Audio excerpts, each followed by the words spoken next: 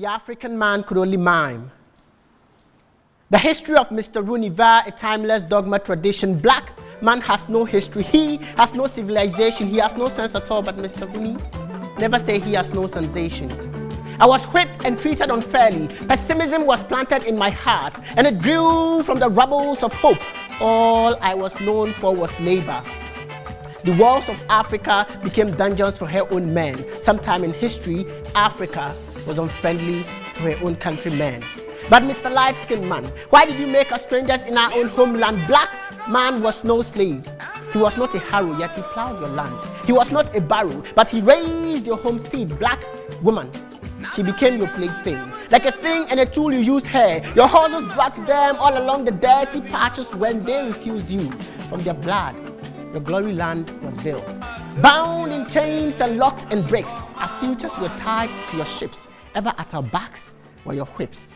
You felt good, you needed it. In fits of madness, you even justified it. But we know it was only to protect your hegemony. Why can't you be simply egoistic? MDGs and SDGs, IGOs and NGOs, your consolation for altering our generations. But Mr. Rooney had great men, such as the Osajifo Dr. Kwame Nkrumah, who on that fateful day, on the 6th of March 1957, stood at the old polo grounds and uttered these words, that at long last the battle has ended, and thus Ghana, your beloved country, is free forever. On that fateful day, we knew that we were united by a common vision, a common goal, to free ourselves from the manacles of segregation and from the chains of discrimination. And so today we stand here, united by a common vision, a common mission, and a common goal to build the Ghana that we all want. Years ago, on the 6th of March 1957, Ghana was weaned off colonial rule. Over 80 years of British colonial rule, Ghana was set free by our forebears. Their blood, sweat, and tears have brought us here today. This is our Independence Day special right here on Metro TV. We are live on Facebook at Metro TV Ghana, DSTV, on channel 277, on Twitter at Metro TV GH. This show is interactive. Do share your thoughts. What are you proud of as a Ghanaian? How far have we come? What are the challenges? What are the obstacles? Where are we headed? For the good or the bad? These and other issues we'll discuss thoroughly here on this special edition of the Independence Day. Stay tuned. We have packed program for you. We have seasoned guests who are no mean persons, who have been our friends here on Metro TV. Oftentimes, they have had various interactions with various presenters here on Metro TV, and they will be sharing their thoughts on what exactly this day means to everybody and what exactly we have to do as a country to move our nation forward, as citizens to move our nation forward. And so we have, well, you just heard from a performance poet by name Mazu Bayoni. Mazu Bayoni is a performance poet. You'll be seeing more of him shortly. But then we have our guests here in the studio. Let me start with my extreme left, Palgrave Bachidankwa. You know, Palgrave is a friend of Metro TV.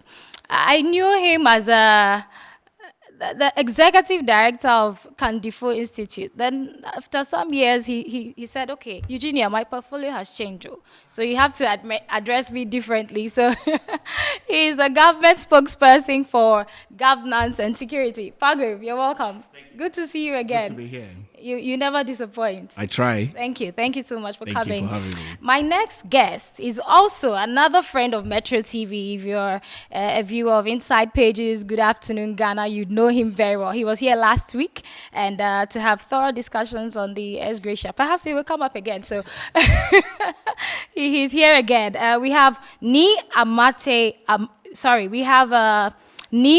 Ade. Yes. Ni Ama Ade. He is from the Center for Social Justice. He's a fellow of the Center for Social Justice. Ni Ama, good to see you. Welcome. Good to see you. Happy anniversary. Yeah, same to you. Thank you. Thank you. Yeah.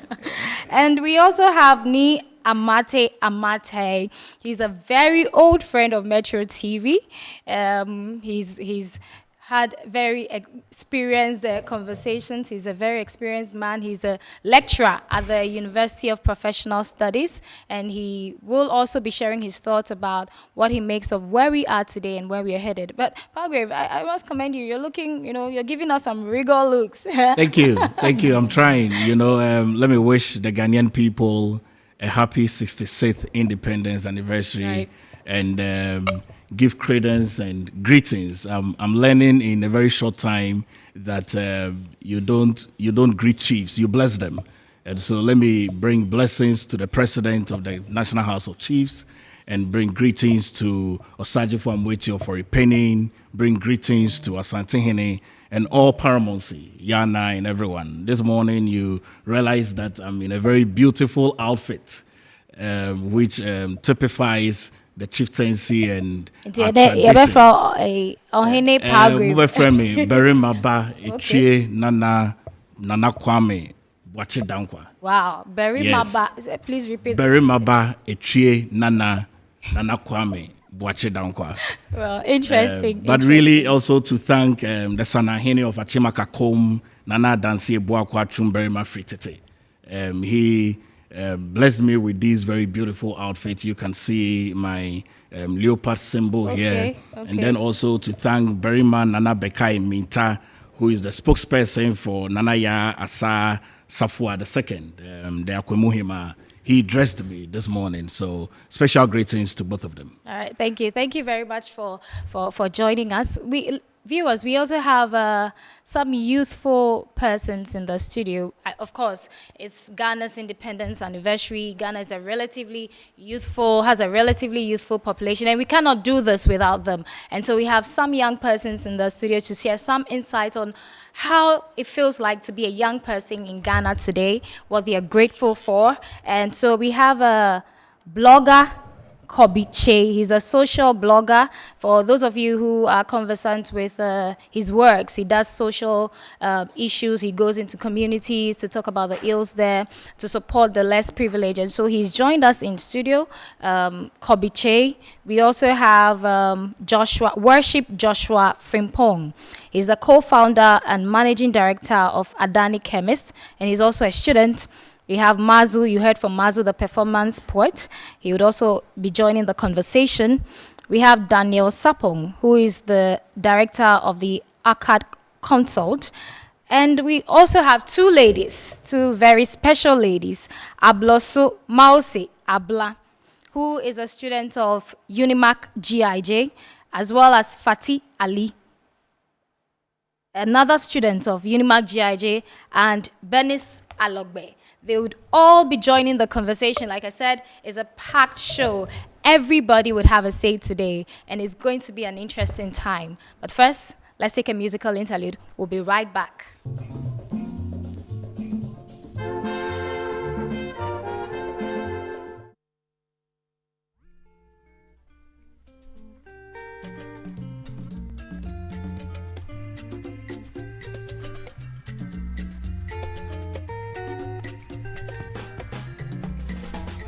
Welcome back to our Independence Day special right here on Metro TV. Don't forget we are live on Facebook at Metro TV Ghana, and on Twitter as well, and on DSTV channel 277. What makes you a proud Ghanaian? What are you proud of? For me, 66 years in the life of anybody is a big deal. If you were a worker, you would have probably been on pension by now, enjoying your benefits. And for a country like Ghana, where have we come from? Where are we now? And where are we headed?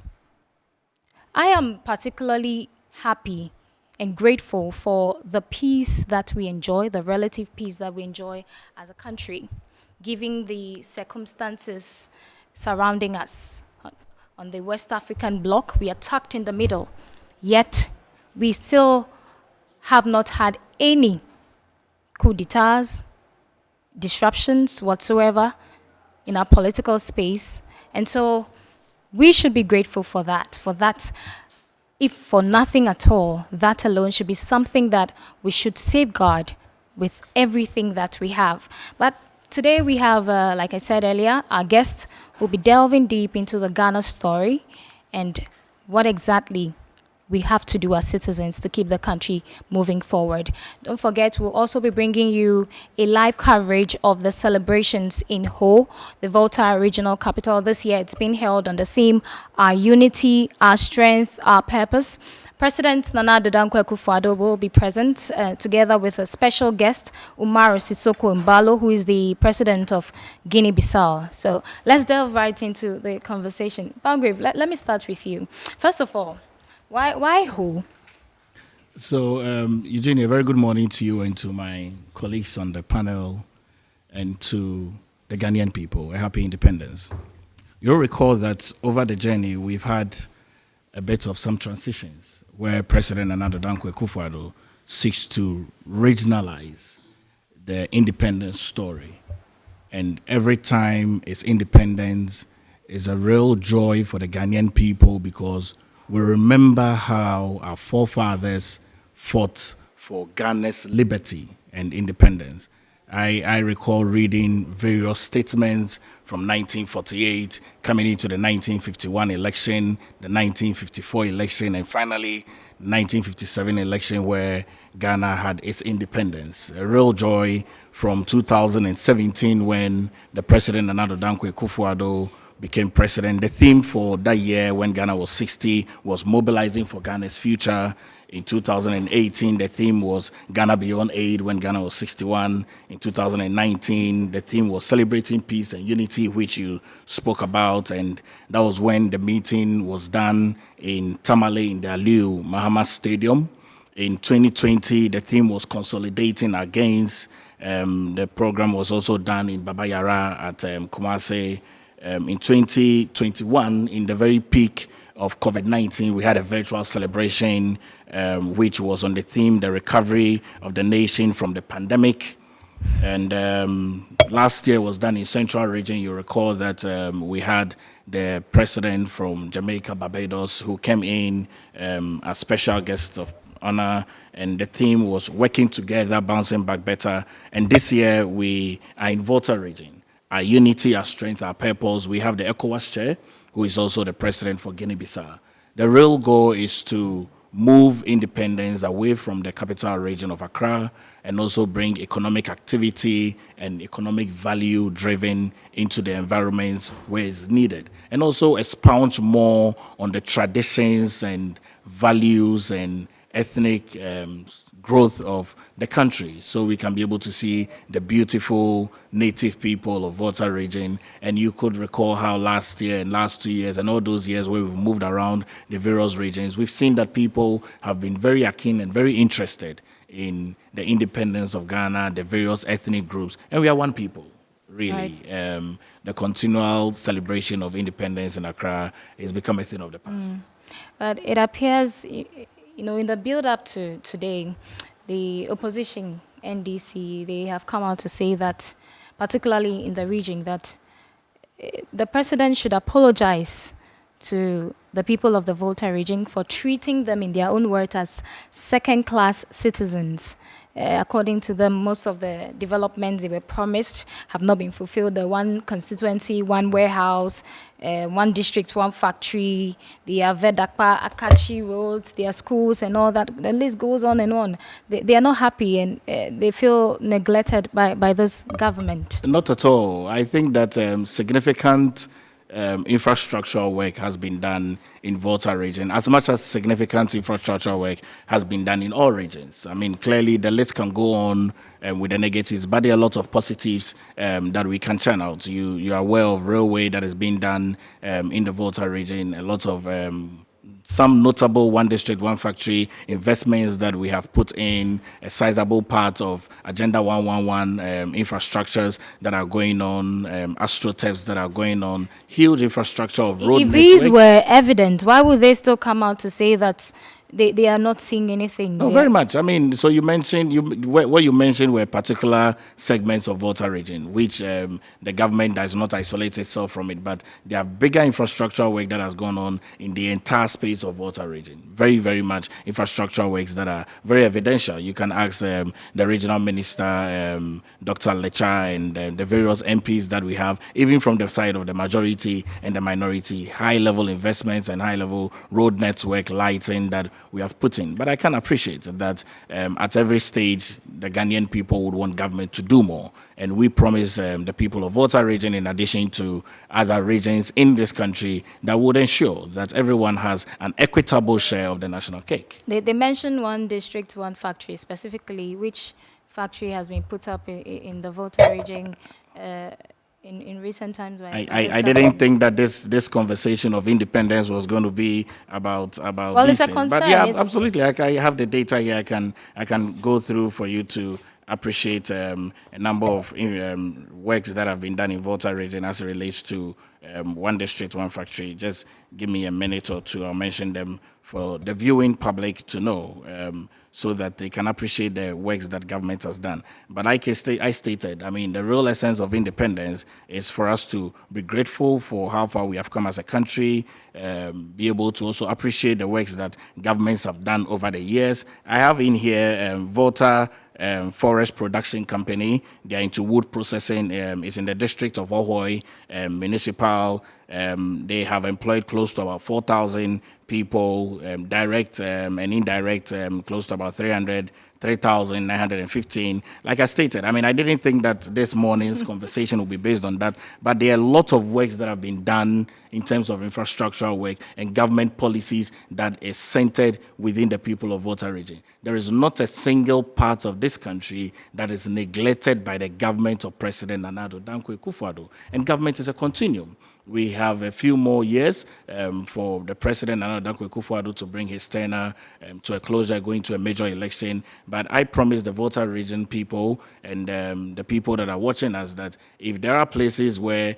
government has not attended to, government is going to look into those areas. But we have not neglected at all Volta region. But I didn't think this morning's conversation was going to be the usual politicking. But I think that it's important that we bring to bear some developmental ways that has been done in Volta region. Right.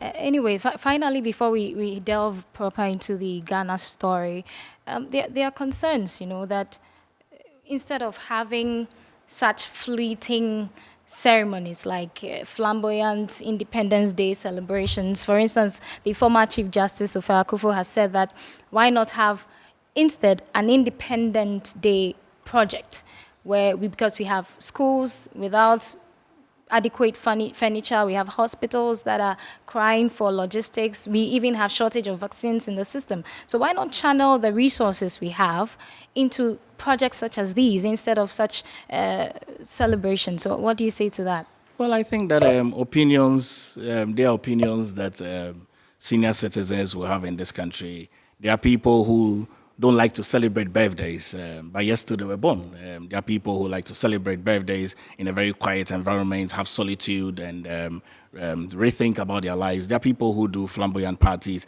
but I do not think that from 2017, from what we have sought to do as a country and even as a government, it's been flamboyant compared to other independence that have been celebrated in this country. The goal of the celebration is really to remind the Ghanaian people of how far we have come, and you have also seen how regional balanced that we have been with our independence celebration. We've gone to Kumasi, we've gone to Tamale, we're in Volta region now. It's bringing up the ecosystem within Volta region for the entire globe to appreciate their works that they are doing. And so it's an opinion, but government seeks to celebrate within the minimal budget that we have so that people can appreciate the journey that we have come on. How much are we spending on? I don't have an idea of the budget, Anyways, but I'm sure that it can be available in Parliament or it would be stated in the Auditor General's report when it comes out. But government is not overspending with our independence celebration. And I'm sure that when you go to the grounds and you start the live coverage, you'll see how happy the people of Volta region are this morning. Anyway, Niama, let me come to you. Do you also share in the view that, given the times, the economic times that we are in, having such celebrations is needless. I mean, again, good morning to our viewers and my people of Jamestown, British Accra. Yes, many have shared different opinions based on the economic situation of the country. And then, I mean, I think that difficult times calls for certain decisions to be made, okay? So as to whether that is what to do or what not to do, I mean, I'll leave that to government since it's a leadership call and that's what they decide to do. But I felt and still do feel so sad when my brother Palgrave started with a lot of greetings to many chiefs elsewhere. You know, one would expect that for an Independence Day like this, the most tribute should be paid to the chief and the people of Jamestown, British Accra. Because, I mean, we'll go back to the independence history and to the fact that Nkrumah became Nkrumah from Jamestown, British Accra. And the fact that particularly the Dankwa Buzia government, the UP government over the years, have sought to destabilize Accra, if you like, to make it what it's become today. I mean, to spoil the whole history. Because, I mean, if you talk about independence, I mean, you cannot leave Jamestown out. You cannot leave the high street out. Today, what do you see there? You started with economics. Look at the harbor that they said they're building for us. You know, you see the state of it. Nothing. I mean, they've done something, but woefully inadequate to report and to be proud of. So yes, when the former Chief Justice said we could have used the money to do something better, probably we, the people of Jamestown and Accra, would have loved to see that money invested into the further development of the harbor that we were so promised, considering that that is the work of the people. And then the Kwame Nkrumah Mausoleum. I mean, to be celebrating Independence Day built around the figure of Nkrumah, no matter the other people that you would attempt or forcefully, by false pretenses, want to add to Nkrumah, which would not on any day add up, is that the mausoleum still stands where it stands. You know? So yes, the former Chief Justice was right to say that the money could have gone into other things that gives us good and refreshing memory than to put people in the sun and tell them about things that do not exist. Okay? Or half exist. It's very sad. I think that we'll get into the details when we break down. Nia Mate, do you share similar sentiments with Nia Ama on this particular celebration? Good morning to our viewers. I am of the view that the independence celebration must go on and on and on. I think so because of two things. One, it gives us the idea to recall what we had been through, how much people sacrificed their lives. Many people, Kwame Nkrumah in his biography told us that when he finished with his education, he was offered many lecturership positions in many Negro universities, including Lincoln. And that could have cut his poverty life. But he decided to come down because nationalism was burning very much on his heart. And so he came. And so people had sacrificed their lives. People went to jail. People were killed. People spent time outside in exile, but still continued to, help out. So I think these things must come up. And they can only come up when we celebrate the Independence Day. Then the second thing is for us to involve the youth. The youth should be at the center of it because, of course, they weren't born then. And so today, when we begin to celebrate them, they get opportunity of learning some of the things that we need to make them know. After all, tomorrow they are going to take up the mantle of leadership. So for two reasons, I think they should be celebrated. But again, the concern of Madam Akufo was the filthy opulence that we normally showcase when we go into such celebrations. We get to have a lot of people around, and the children whom we involve to come and march and to, showcase some of our culture are then sent away home. Tomorrow, the public schools will be given a break, okay, because they had been, involved in the march past and stuff. But the leadership would then go into some celebrations of no significance to what we are actually focusing on. And I think that is what Madam Sophia Akufo was talking about, that we should desist and cease doing those things. We should focus on what the national call is. And for a nation that is so broke, and for a nation that has no money, you don't spend what you don't have. And that's what sends us back into deficits. And so the whole idea is just to do some kind of a humble celebration, make it look good because it retells stories, and then will involve the youth for them to also learn a few things. And I think people, when we finish, everybody should go home and continue to pray for Ghana because we need it. Yeah. Okay, so Ni Amate spoke about the youth, and I have worship Joshua Frimpong, who wants to share a few thoughts about today's celebration and what it comes with it.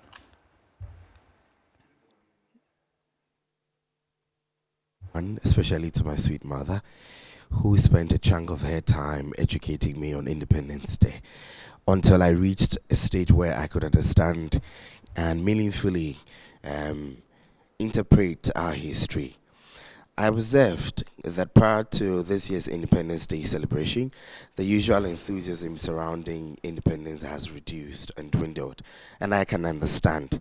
I used to lead the color party way back in junior high school, and we never missed a day for training in preparation of that. We were so happy hoisting the Ghana flag ahead of Independence Day and even on the day on the march. But today the reality is very different, and I think many other youth share the same story, they share the same experiences, that so many years ago people had to toil, and they are struggling with this result that we are here today, sharing our story without being in chains. And that country that was supposed to spearhead the liberation of the African continent is today itself foundering under corrupt administration, handicapped by a great burden of foreign debt, having an alien economy and seeking another bailout from our slave masters. This is really the story of our independence.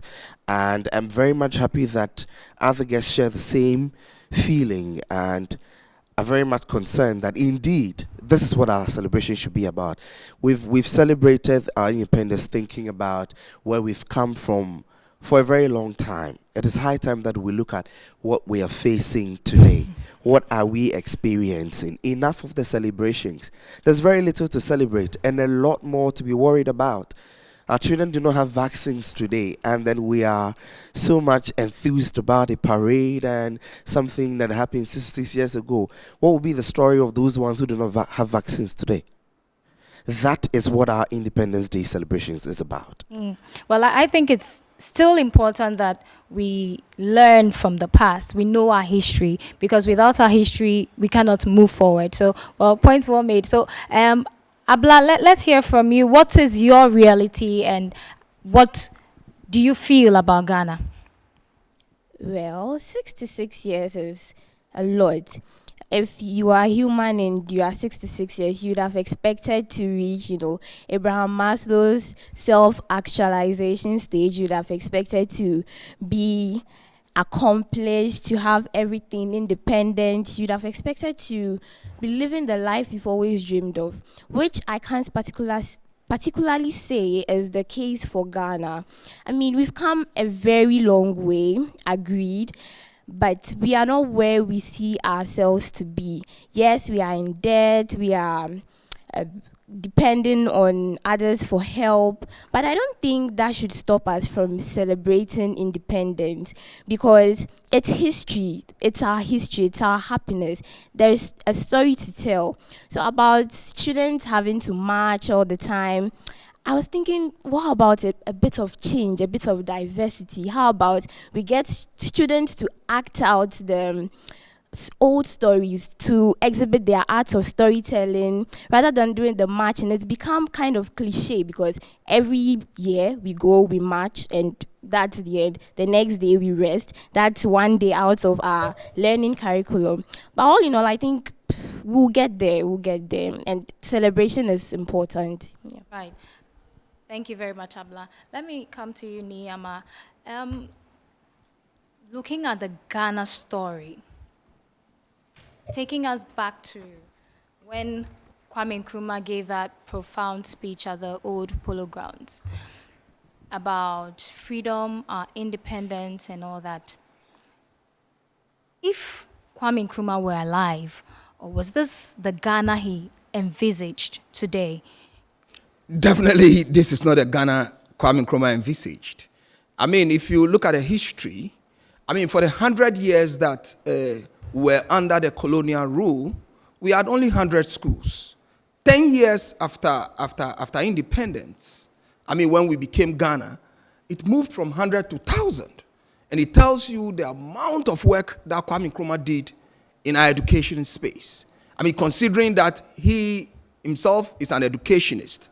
Okay, so definitely if he had done 1,000, if our educational institutions have moved from 100 years to 1,000 of 10 years of independence, then it tells you that certainly Nkrumah would have done much more. I mean, look at the law school today, for example. I mean, unless you want us to start from pre-secondary, tertiary, then we'll see the gap that we have there. Look at the law school today. When were we told that they were building a law school village and that they're going to solve the problem of legal education in Ghana? How many years down the line? Go see the site and see what they've done. And you will know that it is nothing but lip service. And Nkrumah will be turning in his grave. He will not be happy. I mean, when we started a law school in Mokola, how many students were going to that school? I mean, we had University of Ghana under the Asquith Commission when it started in the colonial government. I mean, Nkrumah came in with KNUST and the other places that we've done. How many have we done? Even today. How many have we done? I mean, we celebrating independence in Volta region today. Shamefully, we have nothing of a tertiary education to be proud of. We have a place where, I mean... You mean in the Volta region? Not of the government celebrating it there. I mean, we're talking about Nkrumah and the works he did. Okay? Because the center-left, okay, I separate the other parties, the PNC, the CPP, the NDC, which are center-left ideologies from which is same to what Nkrumah stood for. Okay? As opposed to the UP tradition, the Dankwa Buzia tradition. Okay? So that Nkrumah will not be happy. I mean, if you take hospital, how much did Nkrumah do? And how much was done subsequently under the center-left administration subsequently? And what the others have done. Okay? So there's so much. So in education, we lack so much. I mean, today, we're looking at a new curriculum that we are told that the GES wants to initiate. And that new curriculum, my concern is the university entry examination, because now they're saying that when you finish secondary school, you'll be given a diploma. Right. And then when you want to enter the university, you enter the university with a university entrance examination. That qualification that you are given only gives you access to universities in Ghana. What if you want to pursue education abroad?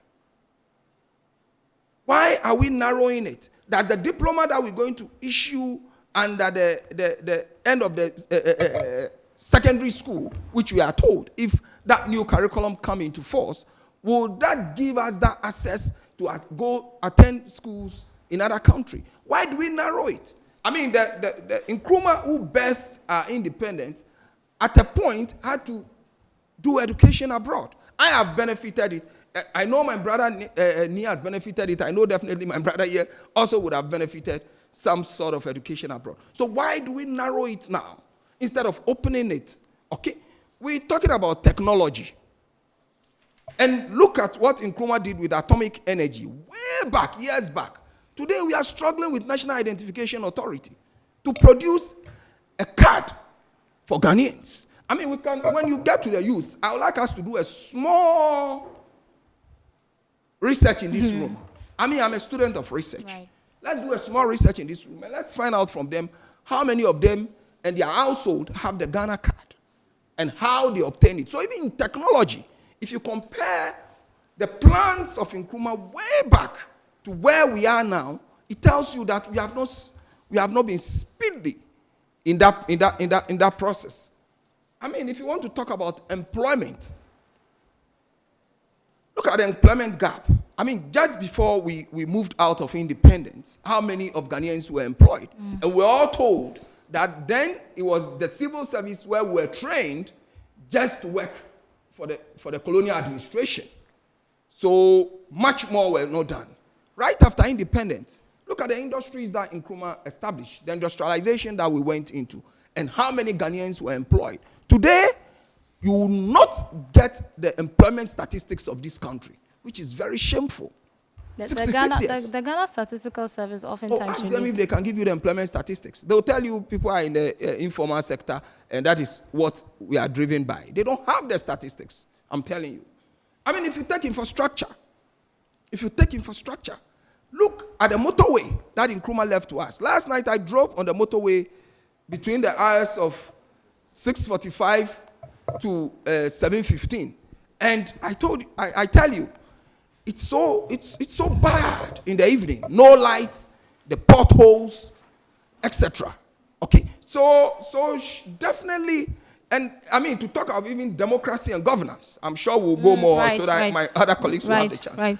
Nkrumah will not be happy, and the plans that Nkrumah have, the development plan, which we used to call the D plan of Nkrumah, which did not even finish the period before he was overthrown. If we had followed that plan, you would see that we would have made much progress. So on that note, I'll tell you that Nkrumah will never be happy if he's alive today. Nia Mate, he mentioned something about industrialization, which oftentimes spurs development. We know of the Asian tigers, Singapore and the rest whom we all started with, and we usually compare with them. One thing that spurred their growth, so to speak, was industrialization. When you read our history, you know that Kwame Nkrumah had that plan. He had a plan to help us to industrialize. At what point did we get it wrong in that line? We got it very, very wrong when we shifted from the idea of instituting meritocracy in our body politic and shifted to cronyism. Yeah. You find people in ministerial positions who know nothing about what the job specification demands, okay? And I mean, you can go on to mention more, but the focal point is that people are brought into politics because you are my relation, you are my brother, you are this and that. And so the actual persons who could do the job, because they do not follow the same ideology perhaps with whoever is in government, that person is taken off. And it's just one of the numerous reasons why we are where we are. But I'd like to pick it up from where you started with Niadi. You spoke of the beautiful speech Nkrumah made 66 years ago when he launched our Independence Day. And that speech, honestly, just 2 days ago I was reading the speech and I wept. Yeah, because when Kwame Nkrumah told us about the independence, he told us that it is going to involve hard work, and that we should begin to change our attitude. We never did. We never changed our attitude. We continue today People in their homes will wait for the dark clouds to show that it's going to rain, and then they pour their domestic rubbish into gutters. Yeah, I mean, we're still throwing our banana peels on the road, and when you tell them to pick it, they ask you whether it's your home. They threw the rubbish in. I mean, we have too many bad things going on. Nkrumah called for hard work. Nkrumah said there should be a change in attitude. But you see, it looks as if Nkrumah did not know the people he was leading. Because I was surprised to read, I had heard it many times, but when I read it again, that a black man was capable of managing his own affairs, we've not shown it. The black man is not capable. And I'm saying it here because if you take a look at Ghana, just about Ghana, look at the state enterprises Kwame Nkrumah put up. Gihok Pharmaceuticals, Gihok this, Gihok that, shoe factories, etc. Where are they? All of them have been ruined by us. Look, if we were following what Nkrumah said till today, there wouldn't be the need for Agenda 111. Because we would have had our statistics right and would have known how many hospitals to put up each year. There wouldn't be the need for us to plan the building of 111 hospitals in 4 years, which I doubt could ever be achieved in 4 years. We could do it, but not in 4 years. You see, so Kwame Nkrumah thought that we could manage our own, and for whatever reason, we have shown beyond every reasonable doubt that we are unable to manage our affairs. Look, the few of the state enterprises that Kwame Nkrumah left for us, the few.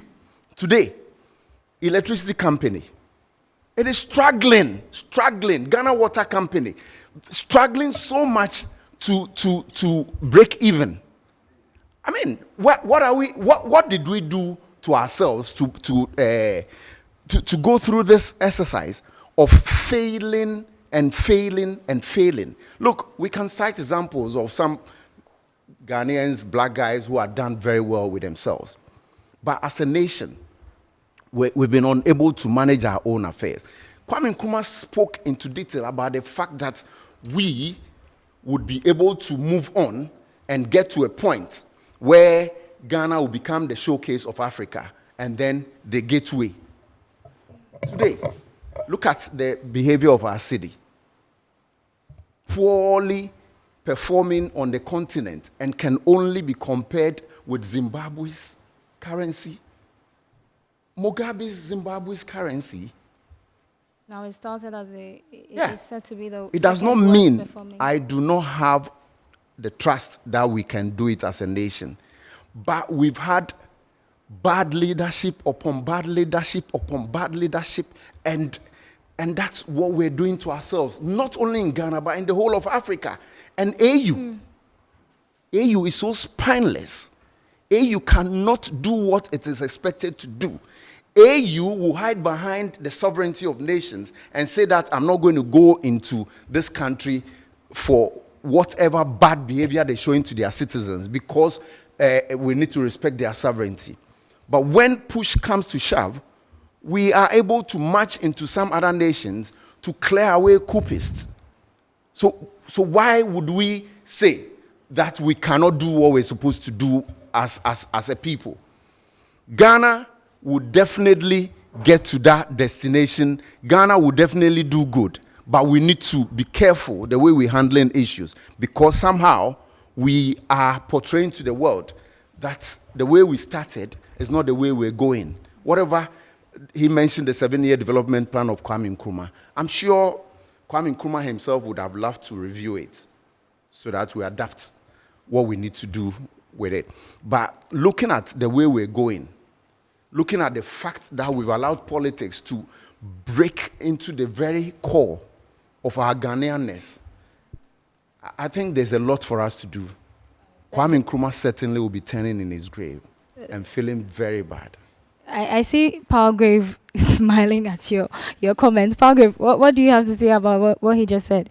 You know, Eugenia, I am aware that this morning there are many Ghanaians who have woken up want to aspire to hope for a brighter future.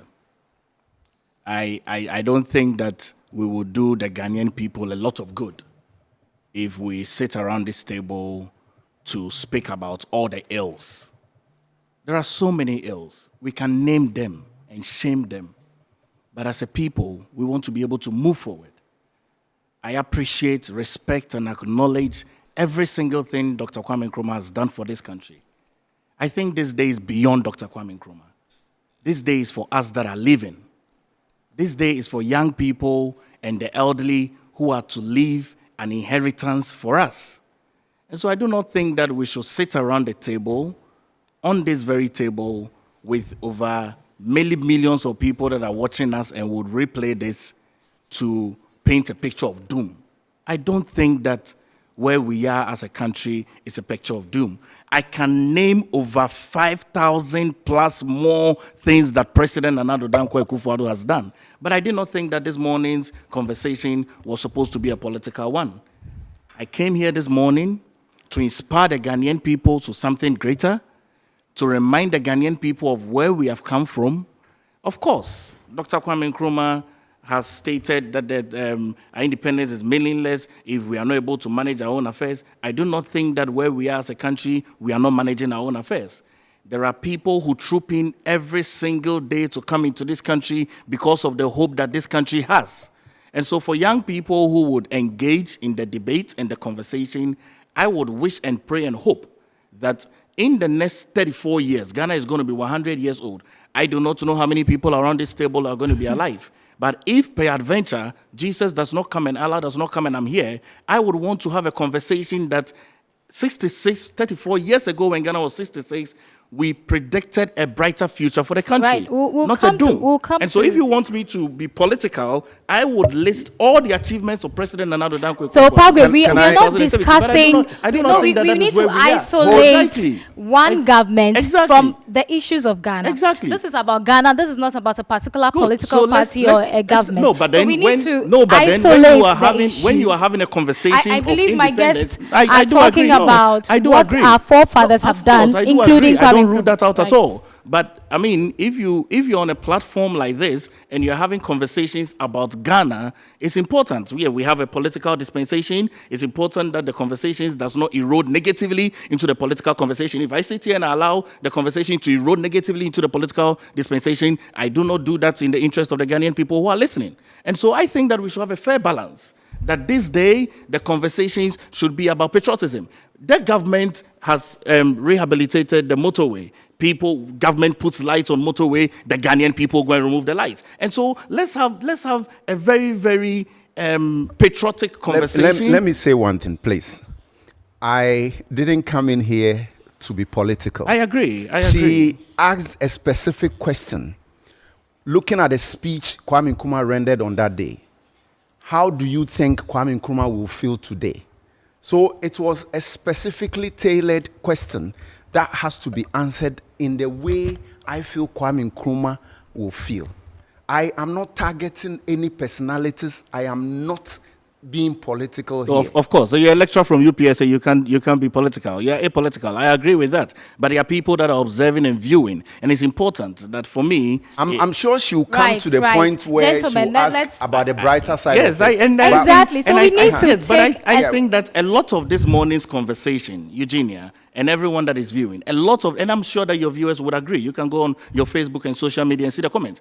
A lot of this morning's conversation should inspire hope. It will definitely Yes, get I the don't know. I don't know if people Don't die and worry, turn in their don't grave. worry. I don't know. I don't know when people die and turn in their grave. Who dies and turn in their grave? No, I know that people die and turn in their grave. When people die, they are dead, and that's why I think that yes, we appreciate. Those are metaphorical expressions. Yes, I I'm know. sure But you will this will. definitely day get there. shouldn't be a lot more about Dr. Kwame Nkrumah. There are many more people who fought for the independence We of this agree. country from We 1948, agree. whose We'll get names that there. we can mention, JB Danko and the rest, all of them, Kweje and all of that. So I think that yes, this morning's conversation should inspire a lot more hope. So when the international community is viewing, they are indeed viewing that, yes, the Ghanaian people are resilient. The Ghanaian people will be able to overcome their teeth in challenges. Pagre, hold on it. Let me go to one of the young persons. He calls himself the generational thinker.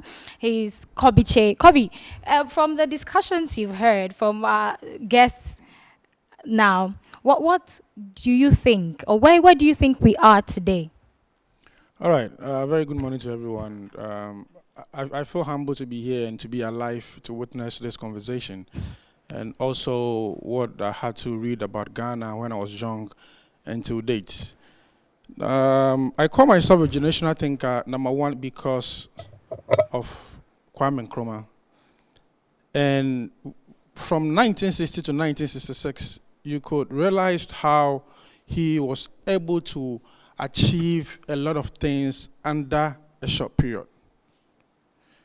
Looking at health, looking at education, looking at infrastructure, the things that he was able to envision, or the things that he was able to picture, that in the next 10 years, in the next 20 years, in the next 30 years, until date as we speak, we're enjoying a lot of things that this man was able to establish. And as a youth of Ghana, looking back and still counting the things that Kwame Nkrumah did within that short period, gives me that mindset that this man did a lot and had Ghana at heart.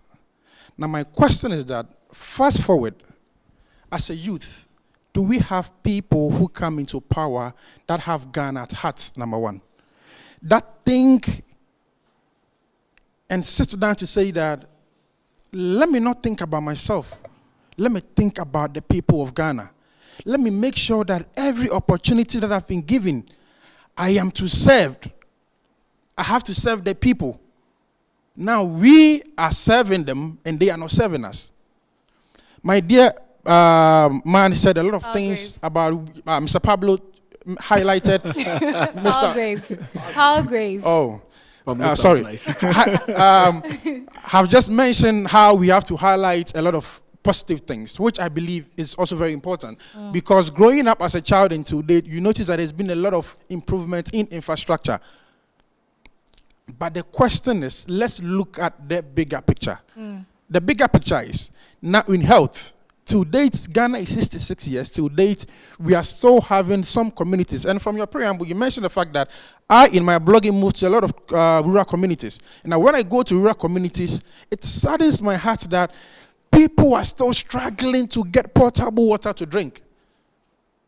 The government is doing a lot to, build water for a lot of communities, but it is also start looking at the period, because Sahara Africa, we were first to gain independence. And so when you look at some nearby African countries, I know there's been war and other things, which we enjoy the peace. But then again, we are looking at, moving forward. A lot of African countries that did not even attain independence early are enjoying good health. Some are, the youth are enjoying. When you look at the National Youth Policy, it tells you how the youth are supposed to be given that enabling environment. This morning, as we sit here, from the youth sitting here and those watching at home, we know the number of youth who are unemployed in this country. And that saddens my heart as a youth. I have to struggle and make my way whichever way possible. That is the reason why a lot of youths are running away to the diaspora. Why? Because they want to go for greener pastures. You have a classmate here who you completed school with. Fast forward, he moves to the diaspora, and then he comes doing war. Now, education. Let me speak about education. Kwame Nkrumah was able, we can never tell the independence story without not bringing Kwame Nkrumah in. And we have to establish that. There's no we can tell, we can talk about Ghana, talk about the independence story and do away with Kwame Nkrumah. Now, vocational institute in Ghana, and that is one of the things that actually worries me a lot, Eugenia. Kwame Nkrumah knew that a lot of people have to go into the vocational arena, skills. As we speak, a lot of these vocational institutes have been collapsed. I can name a number of vocational institutes that Kwame Nkrumah established because it was providing skillful entrepreneurs. When you go to Qatar and Dubai and all this diaspora, they come to say, we need carpenters, we need masons, we need people who are skillful. They move away from here to go and build other nations. What are we doing to our own people? What are we doing to our own people? That's the question from Kobiche. Very deep. But viewers, the parade has started at the Adaklu, in the Volta region. You can see live pictures. Actually, this is whole. You can see live pictures on your screens now we have various officers who are at posts, so to speak, ready to march past to celebrate today's independence. We'll very shortly join the feed. The President of the Republic, Nana Addo Dankwa Akufo-Addo, would certainly deliver a speech and would cross over live there. Would also be touching base with our Volta regional correspondent, Christian Ahodie, who would be coming through with some reports. But these are live pictures on your screens, and well, it's a day to celebrate, regardless of whatever challenges we are facing. Palgrave just wants to hear about the celebrations, but then it's okay. It's okay to talk about the challenges too. Absolutely. Yeah. I mean, I don't rule that out. You know that some people are not aware of the basics. You see, I stated that earlier on that there are young people that are watching this. I mean, younger people who are 3 years old, 4 years old, 5 years old, who are experiencing this. I mean, there are people that lived in the day of 1957. I mean, I have grandparents and granduncles who enacted that they were young. So let me share a bit of the basics. I mean, so we appreciate the first president of Ghana, Dr. Kwame Nkrumah. All of us appreciate him for all his works and his vision and everything that he's done for this country. The basics were Dr. Kwame Nkrumah, Ebenezer Akweje, Edward Akufo-Addo, Joseph Boachi Dankwa. I'm sure everybody Emmanuel. knows. Well, I think I want to say it. I shouldn't mention the basics. Go ahead. You don't go want ahead. to celebrate the basics. You just want to focus on. Not at all, Yes, Palgrave. just mentioning Go the ahead. basics. It's education for a young person in the village who is watching this. Oh, you don't agree? You disagree? It's education. We are here to educate. It's education. You don't want to. I started mentioning. I got to some important things. You don't want me to mention. not at all. Not at all. Go on. I don't think Go you want on. to heckle me. Oh, Go on. You don't want me to continue. Go ahead. Emmanuel Obechebi Lamte, Joseph Boachi Dankwa, JB Dankwa, the Doyen of politics, William Ofriata. So these are the basics. And you see, we've had a bit of a journey, which I stated from 1948 when the declaration was made, 1951 when there was an election. I have data of the 1951 election. You can go and check out the websites that are available, GhanaElectionWatch.com. 1954 general election that was held, 1957. We need to expatiate on all these journeys and the growth. At the time of 1957, Ghana's population was just about 5 million people. Today, we speak Ghana's population is not 5 million. So obviously, you can appreciate the growth and the development and the infrastructural works and even the challenges. Everywhere you have growth, you have challenges. So you need to be able to marry the two. Let me hear from our young people on my right. Mazu, let me start with you. What is your reality in Ghana today as a young person? I'm sure you interact with other young people around you. What do you hear? Are you inspired? Yeah, I want to start by saying that when Nkrumah made the independence proclamation, at the time, there were a lot of young people that had a lot of hope in Ghana as a beacon of democracy and as a beacon of development, in Africa. Today, about 50% of young people who have a tertiary education flee out of Ghana. Annually, that's every year, 50% of people with a tertiary education. That's because they think they don't have hope in this country. The 2023 budget only made 0.19% allocation for youth development. Now, when you look at all of these numbers, I don't know what you think, but I see a gloomy picture, right?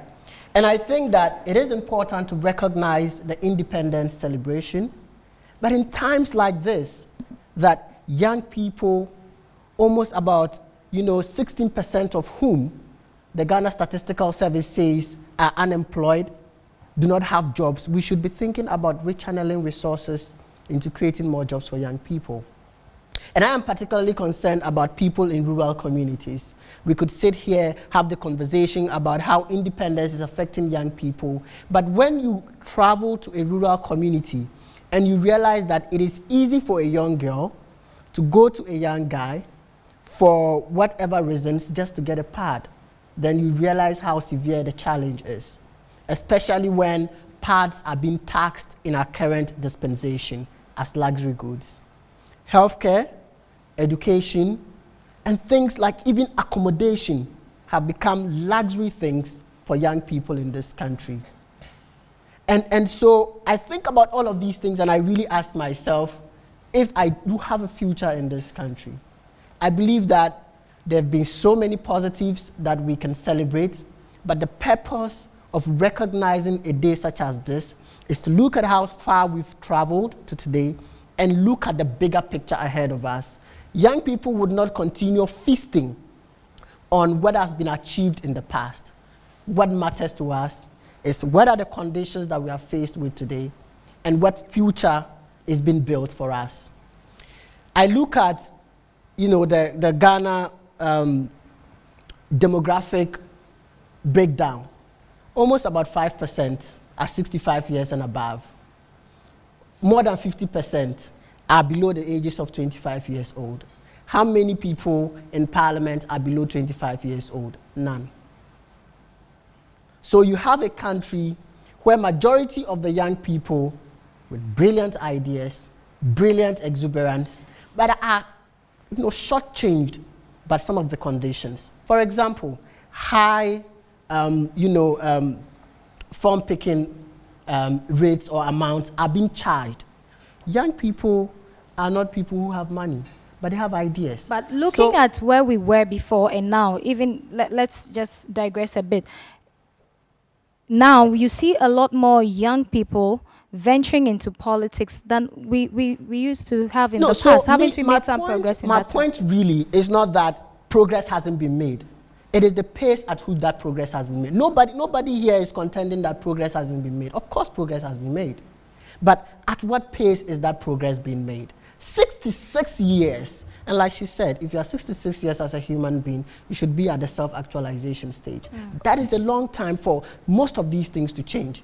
And when I came here and I had a conversation with Worship said, look, we are not comparing ourselves to other countries. We are comparing ourselves to say, look at how, for example, Nkrumah in his 11 or so years, probably 9, developed the country compared to after he was axed, the number of years that we've gone through all of these challenges, and every year is almost the same issues we talk about, and still you do not see any change being made. And so for us as young people, we want to see change. We wouldn't eat independence 66 years ago. We would eat food.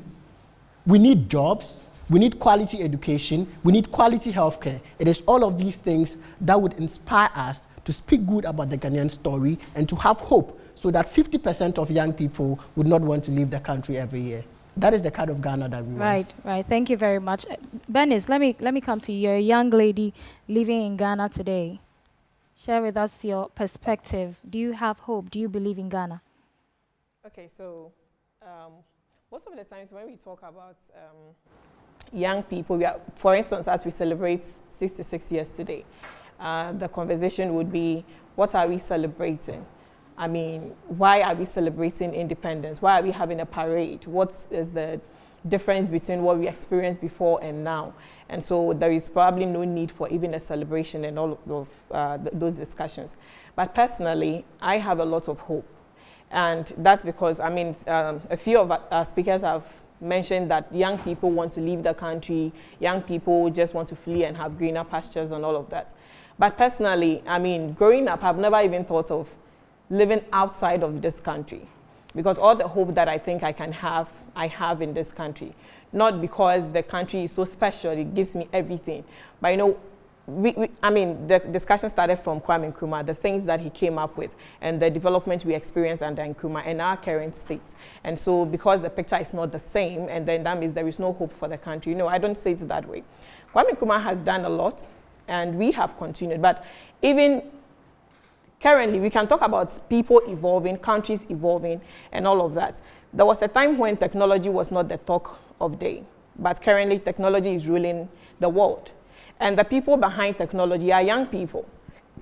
Most of the people that have made a stake in technology are young people. If you look at Facebook, Mark Zuckerberg is a young man. In TikTok and all of these people are young people. So where did the hope come from? From within we have hope. From around the world there is hope. Whereas, I mean, when you come to politics, of course, the discussion will be mad, or the beauty of the day will be mad, because when it is political, then, of course, things are not right. Things are not right from when it started till now, and so we cannot really just center the conversation around politics and the wrong things that are happening to say that Ghana is not a hopeful place to be. Ghana has a lot of hope. And the young people that, I mean, we young people, as we see ourselves, the kind of hope that we want, we see it out there. And thankfully, the same technology has brought the world to a one place, a one community. And so whatever you would want to do out of Ghana, there are so many opportunities for which you can be in Ghana and do some of these things. So there is hope. And I personally think that there is hope for all of us in this country. Talking of the issues in isolation, like I mentioned, if you go to politics, of course, you would not have the hope in there. If you want to look at it in isolation, you're going to the healthcare, you will say there is no hope. But holistically, what are we celebrating? We are celebrating a country that has come from somewhere. We cannot be the same from when we started. The achievements of Nkrumah cannot be the same as now, because a lot of things have changed.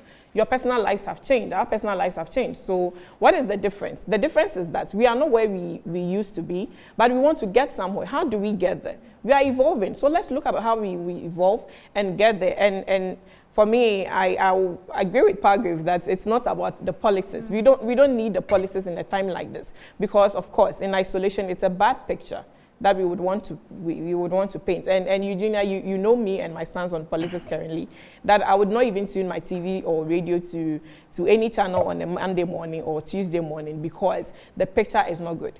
But do we have hope as a people? Yes, we do.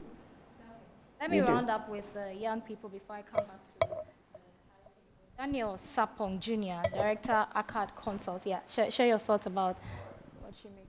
Thank you so much. For me, I do have a lot of hope in Ghana. Today, Independence Day is a day to celebrate how far we have come. And not to say that there are no problems and woes in Ghana, as every other country in the world. So if you're home listening to this, everybody already knows that Ghana has its own problems. So I don't want to touch on that. I'd rather want to touch on the journey of Ghana from independence till now, to put everything in perspective. Now, in the year, for example, 1960, the gross domestic product, that's the GDP of Ghana, was about $15 billion. Now, currently, our GDP is about $77 billion. That was the highest in 2021, actually. This shows you the kind of growth that we have experienced, which we should celebrate. Another thing I want us to celebrate is the peace that we have, which we take for granted.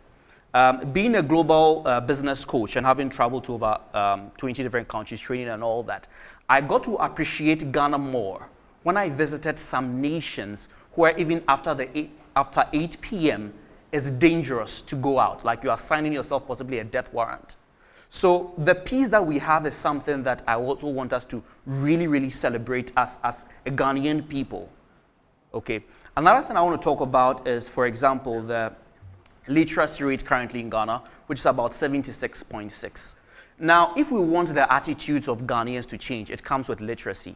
So I'm seeing a rippling effect kind of systems and structures currently being put in the Ghanaian systems, so that in the future, if more literates are in Ghana, it also actually helps in our entire development. These are things I believe we should celebrate today, being our independence. However, I do have questions as a Ghanaian or as a Ghanaian youth. The first question I always ask myself is, what is the Ghanaian vision? Without a vision, the people will always perish. So where should Ghana be in the next 5 years, in the next 10 years, in the next 20 years? Do we have a Ghanaian vision? Do we have a Ghanaian dream such that party after party, government after government, we are able to measure and say that this government is measured based on the Ghanaian dream? Or we are doing things based on personal interest, or this is what I want to do, so this is all I'm doing. Is there a Ghanaian dream? Is there a vision? I believe that is something that should really be established to work together. The second thing I want to talk about, also a question I want to find out is, you are a Ghanaian youth. The government, every government that we always have, they have a responsibility to the Ghanaians. But as a youth of Ghana, you also have a responsibility Number one, to yourself, and number two, to the country that you serve. So, having worked in about 3 multi-million multinationals, one thing I've realized, especially even in Ghana, is that most people go through the educational system as a Ghanaian youth, don't develop themselves and have a strong sense of entitlement to have a job which they have no skills or the right attitude to. So definitely the government has a responsibility, but as a Ghanaian youth, if you are listening to me right now, what do you know? It's what you have, only just your certificate. And just because of your certificate, you feel entitled that your life should be better just because of the certificate. That is a problem I have with most Ghanaian youth as well. And the last thing I would want to touch on, especially about growing as a country or growing as a nation, is our education, basically. So there are different educational reforms and all that. Where the world is going right now, there are massive opportunities that people can take advantage of, young people can take advantage of, even without being employed in a company. Who is teaching that in Ghana right now? I have my brother here, Kobiche, who has started a massive campaign. I love what he's doing. Who is teaching our kids about artificial intelligence? Who is teaching our kids about digital marketing? Who is teaching our kids about robotics? Who is teaching our kids about even YouTube? Who is teaching all these things? Are we just letting them learn about photosynthesis and expect that at the end of the day, their lives will be different? So the world is moving in a particular direction, which I believe Ghana has been left out. And if nothing is done about it, then it certainly means that the young generation that we have will not be able to compete with the people in other nations. Now, literally, digital is flattening the competition across the world. Previously, someone in possibly Harvard or someone in the UK will have massive advantage based on content or based on knowledge. Literally, YouTube is free. You can literally go on YouTube today, and by next week, you know how to develop a website. Make that a business. Look at the different organizations in Ghana that don't have websites. Create something for them. So there's a high level of responsibility. I believe that we mostly push everything that the government should solve all our problems for us. To be honest, no government in this world can solve all the problems for every person in any nation. They have a responsibility, yes, but let's also take responsibility and do the best we can. And together, as Kwame Nkrumah said, the road is not to the west or to the south, to the west or to the east, but the road is forward. Thank you so much.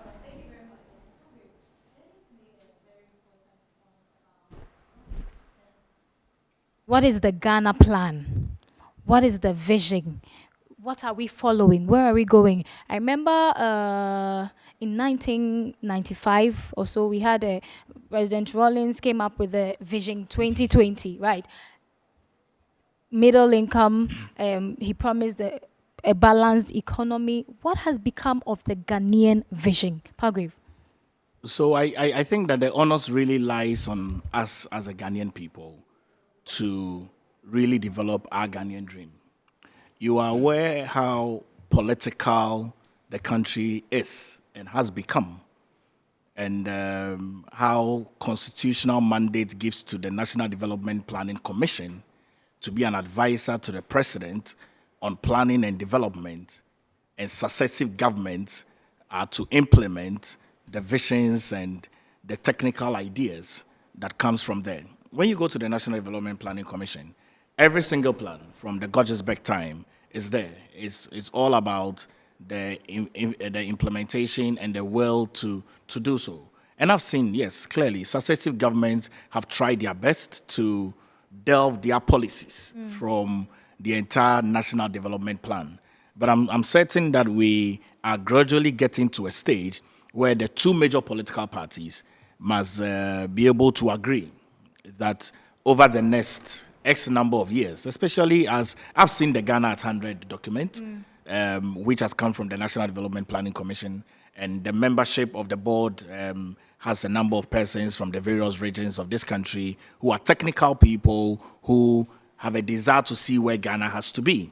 There is not any single thing that any politician or political party can do that is out of sync from what is even derived within the National Development Planning Commission, because every single president that comes takes advice on development from the National Planning Commission. So they always would have their medium term, and then they would have their long term. But I wanted to share this, that the data that is put out by one of the young people in terms of 50% of tertiary students migrating out of Ghana is a bit inaccurate. The data that is available, even online, is that the net migration rate for Ghana in 2022, which was last year, was a negative 0.315 per 1,000 population, which is about 2.19% decline from 2021. So there are lots more young people that are staying in Ghana, and globally you have.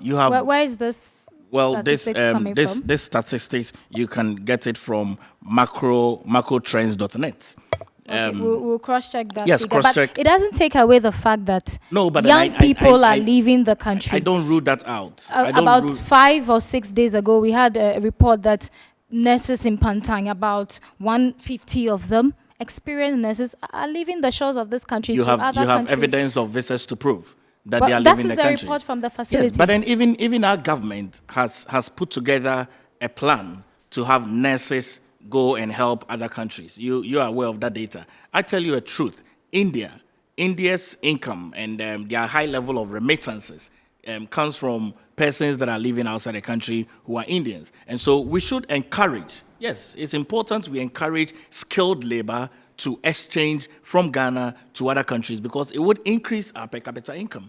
But I don't rule out the fact that, yes, people have opportunities to travel outside the country to better themselves. People have opportunities to travel outside the country for educational purposes. But we have a lot more people who, after studying in one of the best universities around the world, would always come back home because they have a civic responsibility and the patriotism that is embedded within their heart to want to see the country grow and develop.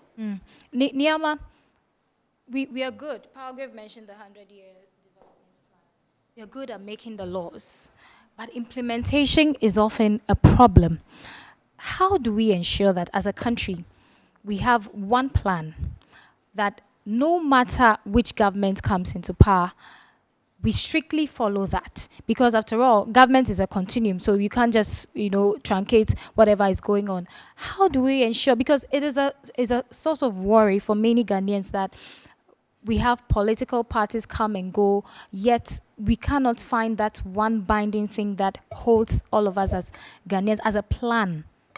Good. You see, the root to that evil, evil quote and unquote, it's because governments come to power on campaign promises.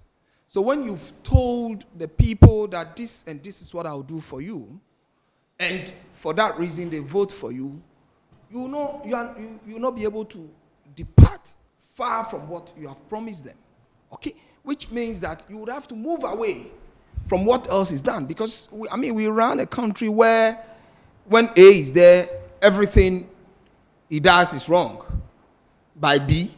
When B comes there, everything he does is wrong according to A, and that is what we have seen. So when you have promised the people that I'll do this, then it becomes the measure, okay? But if we have been sincere to ourselves, National Development Planning under Dr. Nimoy Thompson, we saw some documents that they churned out and even projected that Ghana will be able to host World Cup or something in a number of years with a lot of plans and everything. But government changed, all of them left office, and then we have a new National Development Planning Commission in place. A lot since then has changed, okay? The 100 years plan that we told Ghana at 100, you ask that from what time was that document produced? That left behind other things that's supposed to have been done, okay? So that the continuum is not there, as we say, that government is in continuum, but because of political manifestos, we move away from what we're supposed to do. Go back to even our agriculture. That how many acres have we been able to add to our cocoa production? Okay, in the last 10 years, let's take it to the last 10 years. How many? To show that we are aggressively addressing the issue of our chief cash crop in the country. How many hectares have we been able to add on to it? How self-sufficient have we been able in food production to the extent that even if food prices are not stable, even if food prices are not reduced, they become stable? We don't see that. Okay, so to the extent that we come on campaign promises, I mean, how on earth should a previous government start huge infrastructure like e-blocks, educational facilities, that we have a new government that does part of it and start an entirely new ones in the name of model schools? Okay, so that national development planning will be effective if we are able to continue what previous governments have done rather than moving away to campaign promises. Okay, free SHS, as we speak today, was a campaign promise. But our constitution tells us in Article 25 of continuous what? Progressive education. Okay, so if we have continuous progressive education and we decide to take a radical change or a revolutionary change about it, how did we root it in the law so that continuous governments will be able to consider it and continue it? Okay, so it is about us and it is about our leadership. Until leadership begins to see the good in previous governments to continue what they do, it becomes difficult for us. Niamate, like Niama said, political parties come with campaign promises, yet we still need that plan. So how then do parties reconcile existing plans with their policies in order that we do not have disjointed form of development? Yeah, first of all, I think we should take cognizance of the fact that we vote people into power based on the manifestos they present to us. So that the NPP in government today gave us a manifesto. I read it, I looked at it, and if it suits my purpose, I decide to vote for them. Okay? And so when you vote for them, and then you begin to tout at the top of your voice that they should follow a certain strategic plan, it becomes difficult. I think then we're setting the horse before, the cart before the horse. What we can do is to insist on a national development plan first. Once we all accept, and I know Mahama also did something, the strategic plan, Rawlins's Vision 2020, etc., etc., etc. I may even want to rope in what Nkrumah referred to as the African identity. Okay? We should then fuse it together and make sure that we have something with the character of a national idea. Once that is in place, we will then coax or cajole the EC to make it a point and a policy that any party whose manifesto is not couched in a manner to fall in line with the national manifesto, or will not be allowed to participate in the national election. Do you see that happening? Well, and I'm coming to that, because once a party is then voted into power based on the national manifesto agenda we all have, if it departs from it, then me and you, journalists particularly, should be seen to be drawing their attention constantly and consistently to it. That's one. Two, we can choose to go on demonstrations because the government in power might not be following the national agenda. We can call press conferences. We have legal means of coercing governments to do our bidding because they're supposed to serve us. But when we sit back and they present their private manifestos to us, and then we decide that, look, what you are doing is not in consonance with what is there. Yeah, so let us begin to first of all vote into being and give it the blood and spirit to work a national manifesto, so that national manifesto then becomes a guide. Until that is done, we cannot force any government in power who came into being, who came into power based on their private manifestos to do what other strategic plan is saying. And if I may want to talk a bit about something our panelists had mentioned, specifically Palgrave, And I'm going to have a picture with you soon after. Yes, sir. Yes, sir. A lecturer from UPSA. Beautiful. Yeah, because seriously speaking, the independence struggle did not start around 1948. I mean, way back.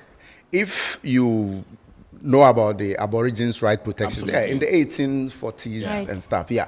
And then there was Okay.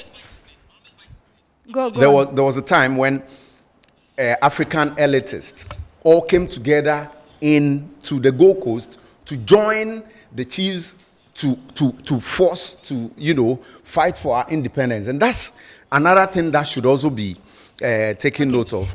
And Niamate, just a moment. The Vice President, Dr. Mahmoud Baumia, has just arrived at the venue for the Independence Day celebrations. You can see him in your shot, receiving the salute.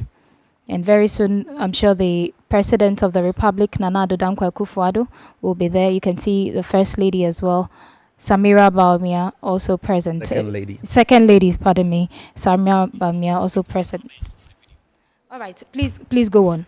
yeah, so we're asking whether we have a national vision. I think we have a national vision, but it's checkered in various political languages. So you cannot really pinpoint, but there's a vision. And again, it takes us back to what Nkrumah referred to as African identity. If you don't have an identity or a vision, there's no way we can move forward. If we've gotten this far, it meant that we had a vision, except that a vision changes based on who is in power. And that's by Niadi's discussion, you could realize that that's not good enough. We should have something that nobody can depart from. And that becomes the, and yeah, I mean, GDP, high GDP and stuff should guide us, okay? But we should do things right. And it's not as if anybody is sounding the doom bell or raising any, false alarms. But if you take your mind back to 2010 in Tunisia, before the Arab Spring, they had real growth, beautiful real growth.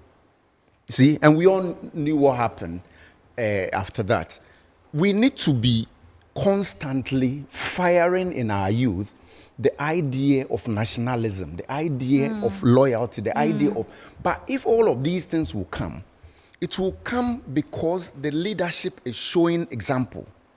And I'm not referring to Nana Addo's government, because if you listen to me carefully, I said we've had series of bad leaderships. Now, I am an educationist and I love what Free SHS is doing. Okay, I had said elsewhere that even if we're stealing the money to make sure the SHS works, man, I'm all for it. Because look, the human capital is very, very important. And once the human capital is seen to be enhanced, you definitely know that you have a future as a nation. And that is not a false thing to say. When, after the Second World War, German popped up after 10 years, how is that magical? No. It was because they had brainy individuals, educationists, engineers, and they had doctors and stuff. So within 10 years, they bubbled up like magic. And for me, the progress of any nation rests squarely on the shoulders of the elites. Not elites in terms of, but the education, the literates. Because they can then give the torch and light the path for us to follow. And see, it is not by accident that we find ourselves where we find ourselves. Look, what this free SHS thing is going to do to our human capital can only be realized when we had moved forward in a long term, because they are now graduating and getting, but let us get our things right. Let the leadership show example. Let us begin to see that what we're doing are being watched by the youth following, okay? And the political terrain, like we all hate it, is going in a way which cannot be acceptable. Yeah. Yeah. And especially because the leadership would involve themselves and trade insults. If the NDC says this to the MPP says, and the kids are listening.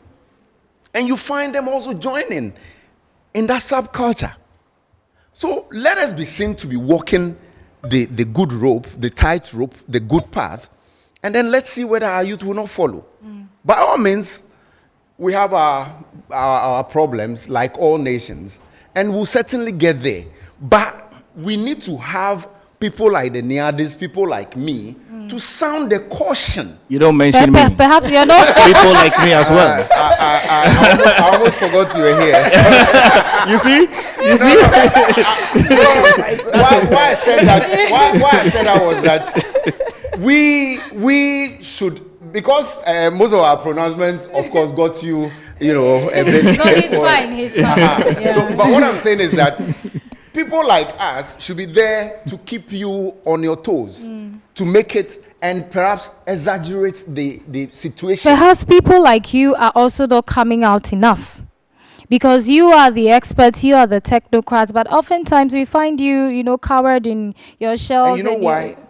Because they, and I'm mentioning Palgrave now, because those who are into politics make the waters muddy.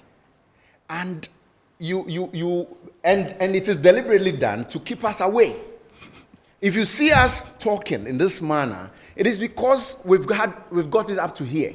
And that is why sometimes we come out very, very brutally, in a brutally frank manner, so as to, because sometimes when you use euphemisms and nice language, we all come in here today to give hope to the Ghanaian, but doesn't mean whatever we're doing wrong should not also be mentioned. But sometimes there's a way to go about it. And once it is mentioned, and I'm sure getting to the end of it, you ask us whether, in spite of all the negatives we have mentioned, there's no hope in Ghana. Nobody can say that. Otherwise, when we went outside Ghana for our educational purposes, we would have stayed there. Nkrumah could have stayed there because he had a job. But we came back because it is the only country available for us. I mean, I am a Ghanaian through and through.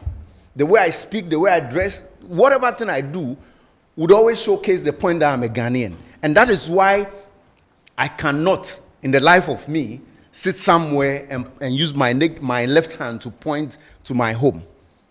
If you are an ardent reader of our African poetry, you come to the understanding that it is a place where many more mouths gladden the heart.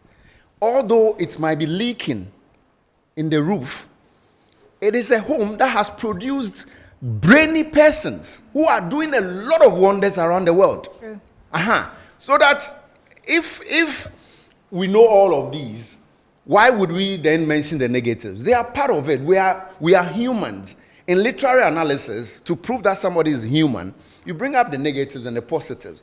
And then in your conclusion, you say what you think should be the case. I'm never, for once, going to say that it will never be well with Ghana. God forbid. Right. Point well made. Abla, we've not spoken to you in a while, so okay. I thought you were doing a roundtable. I haven't had my 10 yet. Don't worry, I'll come to you. Of course, the roundtable discussion. He's that knee. He's not that nana. When you do two knees and you don't do one nana, then the struggle. NQ. Don't worry, I'll come to you. Abla, so hello, as a young Virginia. person, before I come to Palgrave, how do you think you can contribute to Ghana's development? Before I address that, Right. I've realized that we've all spoken about various things, but one thing we didn't talk about is media freedom. Ghana has been able to sustain media freedom for a very long time now. And if not for media freedom, most of us can't sit here to share our ideas. And one panelist mentioned that journalists need to, be the watchdogs to see if the government is doing what they said they would do. Media freedom makes that possible. As a youth, before we can contribute to development and all other aspects in Ghana, there still has to be a bit of rehaul up there. We are asking all the questions, but are we answering them? we know education is a problem. They want to go out of the country. So what do? We find a solution, and then we find a timeline. I believe the educational system needs a rehaul because the curriculum is more of theoretical, and it doesn't focus on what the ambitions of the child are. So they do all the RME, the social studies, the math, then all of a sudden they want to major in chemistry. There is going to be a problem.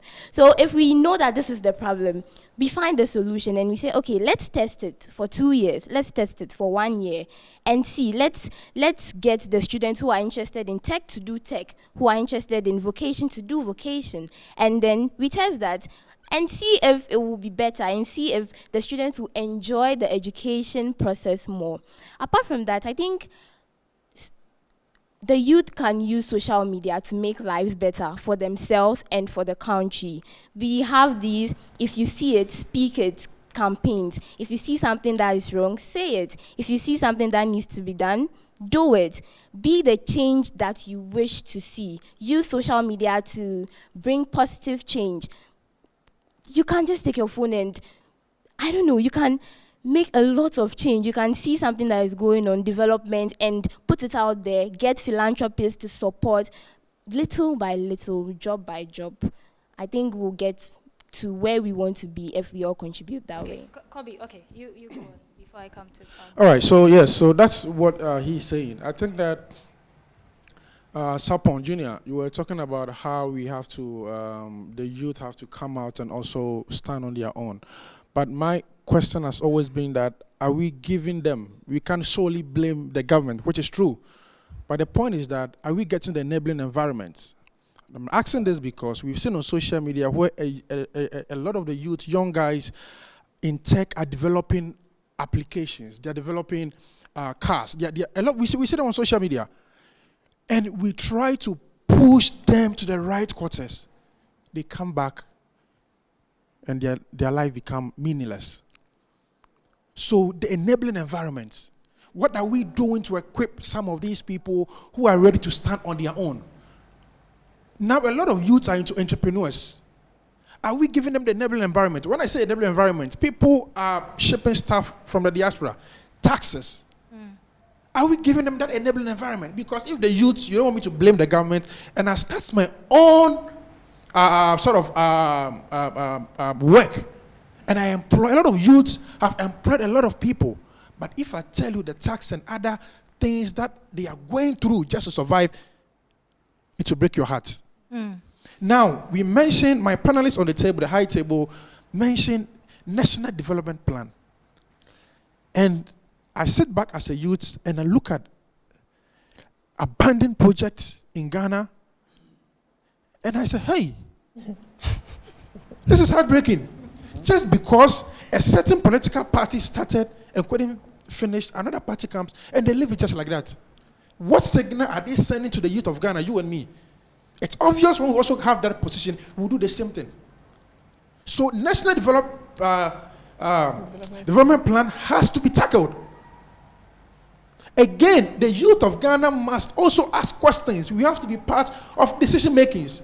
There's no sense of patriotism in us because Ghana is not my own. You see, like we mentioned, you're someone who just dropped bin around and asks, why are you doing this? Is Ghana yours? Ghana is not for you. Ghana is not for your mother. So that sense of patriotism, we have also lost that as a youth, that we have to also revive and know that this Ghana is for us. Identity as a people. Okay. Because we can never see people sleeping on the street. Look at rent in Ghana. And I say this with all passion because you complete school and the money you've saved within the months, all of them goes back into rent. And you see a house abandoned somewhere. This is something that the youth of Ghana, if you're watching me, we have to hold our leaders accountable. And the question is, are they even going to listen to us? But we have to always do the talking, because it breaks my heart to know that as a youth of Ghana, with all the resources that we have in Ghana, I repeat, with all the resources we have in Ghana, people are still struggling in Ghana here. And you see people going into politics in few years, they have enriched themselves. My colleague here who joined a political party within few years, she has a car driving, she has a mansion, and then the youth going through the process without not joining any political party. I am struggling. What are we doing to ourselves? We must have leaders who think about the next generation. We must have leaders who think about people. We must have leaders who sit back to say that no, we have to change the narrative. People are suffering. Right. Okay, Worship, have the final say, then I come to Palgrave to respond to some of your concerns. Great. As a constitutional law student, I think I would like to respond to Okay. the National Development Planning Commission. Right. And one of the things that we have been talking over the years, I think, is the general conversation is that indeed our constitution has traveled over 30 years, and our constitution was intended to be foundational and enduring, but it was not intended to be immutable. And so if over the years the constitution does not represent the will of the people anymore, it is our right that we amend it. And the Atta Mills administration at the time started the amendment of the constitution. It would surprise you to note that when the NDPC submitted its recommendations to government, there were three key things that the government rejected. One, they said that they will not allow the commission's recommendations to be entrenched in the constitution.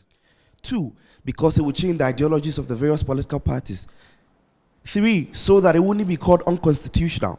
Now, if you are saying that the plan that is submitted by the commission would not be given a constitutional power, then what is the essence of the plan in the first place?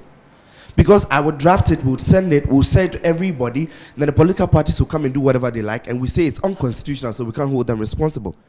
So we should not put everything on the constitutional body when we know that indeed the governments themselves have refused the recommendations from them. We should not blame them at all. If you really want our development to be in sync, then we should be able to hold them accountable and ensure that if your actions do not go in sync with the development plan, then it's unconstitutional. If it's unconstitutional, Parliament has the power to throw whatever policies you bring in Parliament down. We should be able to do that. And I get a bit worried when we say that we do not really exhibit that hope that a country needs. I run a few startups. I run an agricultural startup. In fact, we support Ghana's agricultural system. I plant maize. It will surprise you to know that Ghana is still one of the largest agricultural importing countries. We have 13.5 million hectares in the country. Only about 50% are under cultivation. What's happening to the rest? What's happening to the rest? We import, in fact, in 2021, we imported $1.9 billion of agricultural food products, only agricultural food products. And we say we are an agricultural country. When I went to my farm in Agogo, all the residents there, they lacked machines. I was telling Kobe, we did a short documentary. That is even a subtle projection. I'm talking about mechanization itself, machines. The whole stretch of Agogo does not even have 10 tractors. When I wanted to thresh my maize, I had to wait for some other farms that had already booked the tractor to finish before they'll come and thresh my maize. And if I'm supposed to wait for all these processes, I don't think anybody else will be interested in going into agriculture. I ran a pharmacy. Inflation hit us very hard that people could not even buy drugs. I remember telling the story on Joy News that a woman entered. She wanted to buy something for her son. She couldn't get the amount. And then she was telling me that what should she do? What am I supposed to do as also the business person running my company, knowing that the drugs are imported, I have to pay taxes on the drugs and everything before I can sell to a normal consumer. These are the issues we are talking about. Hope works on a dream. Hope works when there's a pipeline, there's something happening. You don't just say we should look up in the sky, hope when there's nothing happening. I wouldn't hope that way. And as an entrepreneur, I think I know hope more than so many other people in the country. We get depressed every single day, but we still rise up.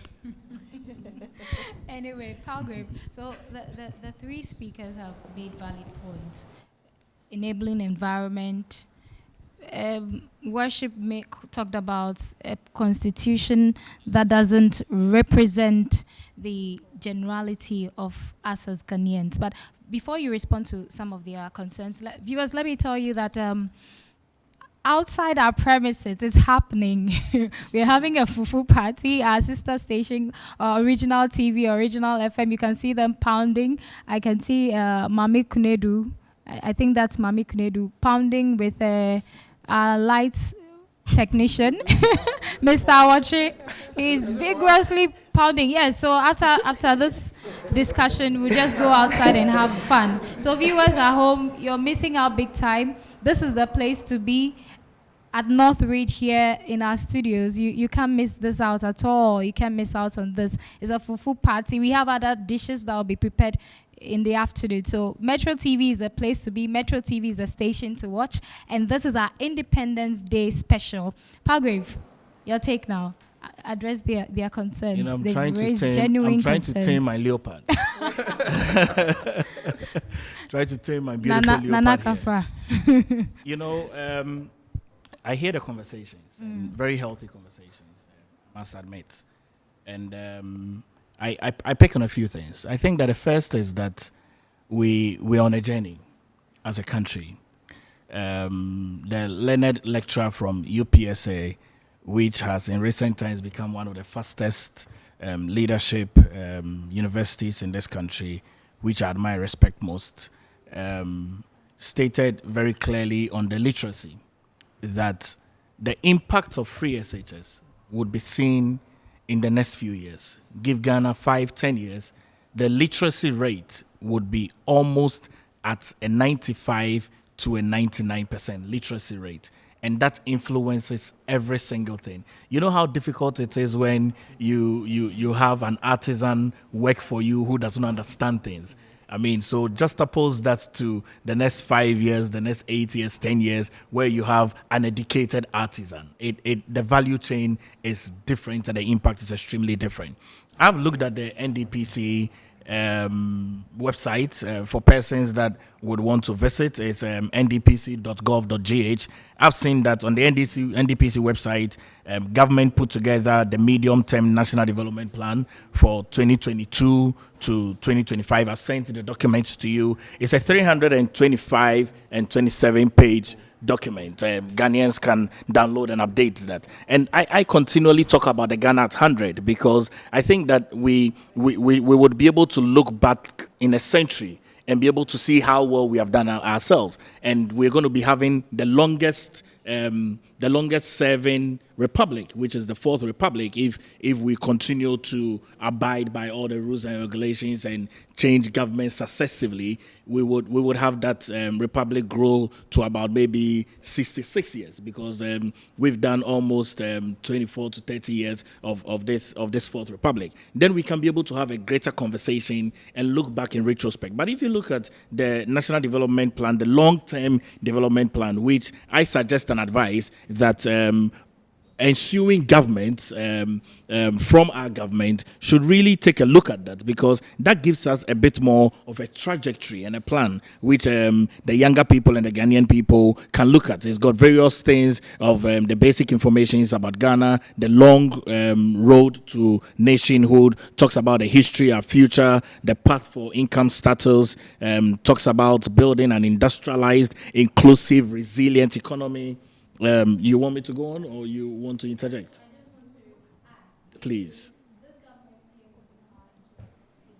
There was already a plan before it came to power. Did it consider some of this? 100%. 100%. And I've heard the learned Vladimir Intridanso make the argument that we should situate the MDPC in a way that we do not have successive governments come in and change, maybe suppose the National Development Planning Commission Director General.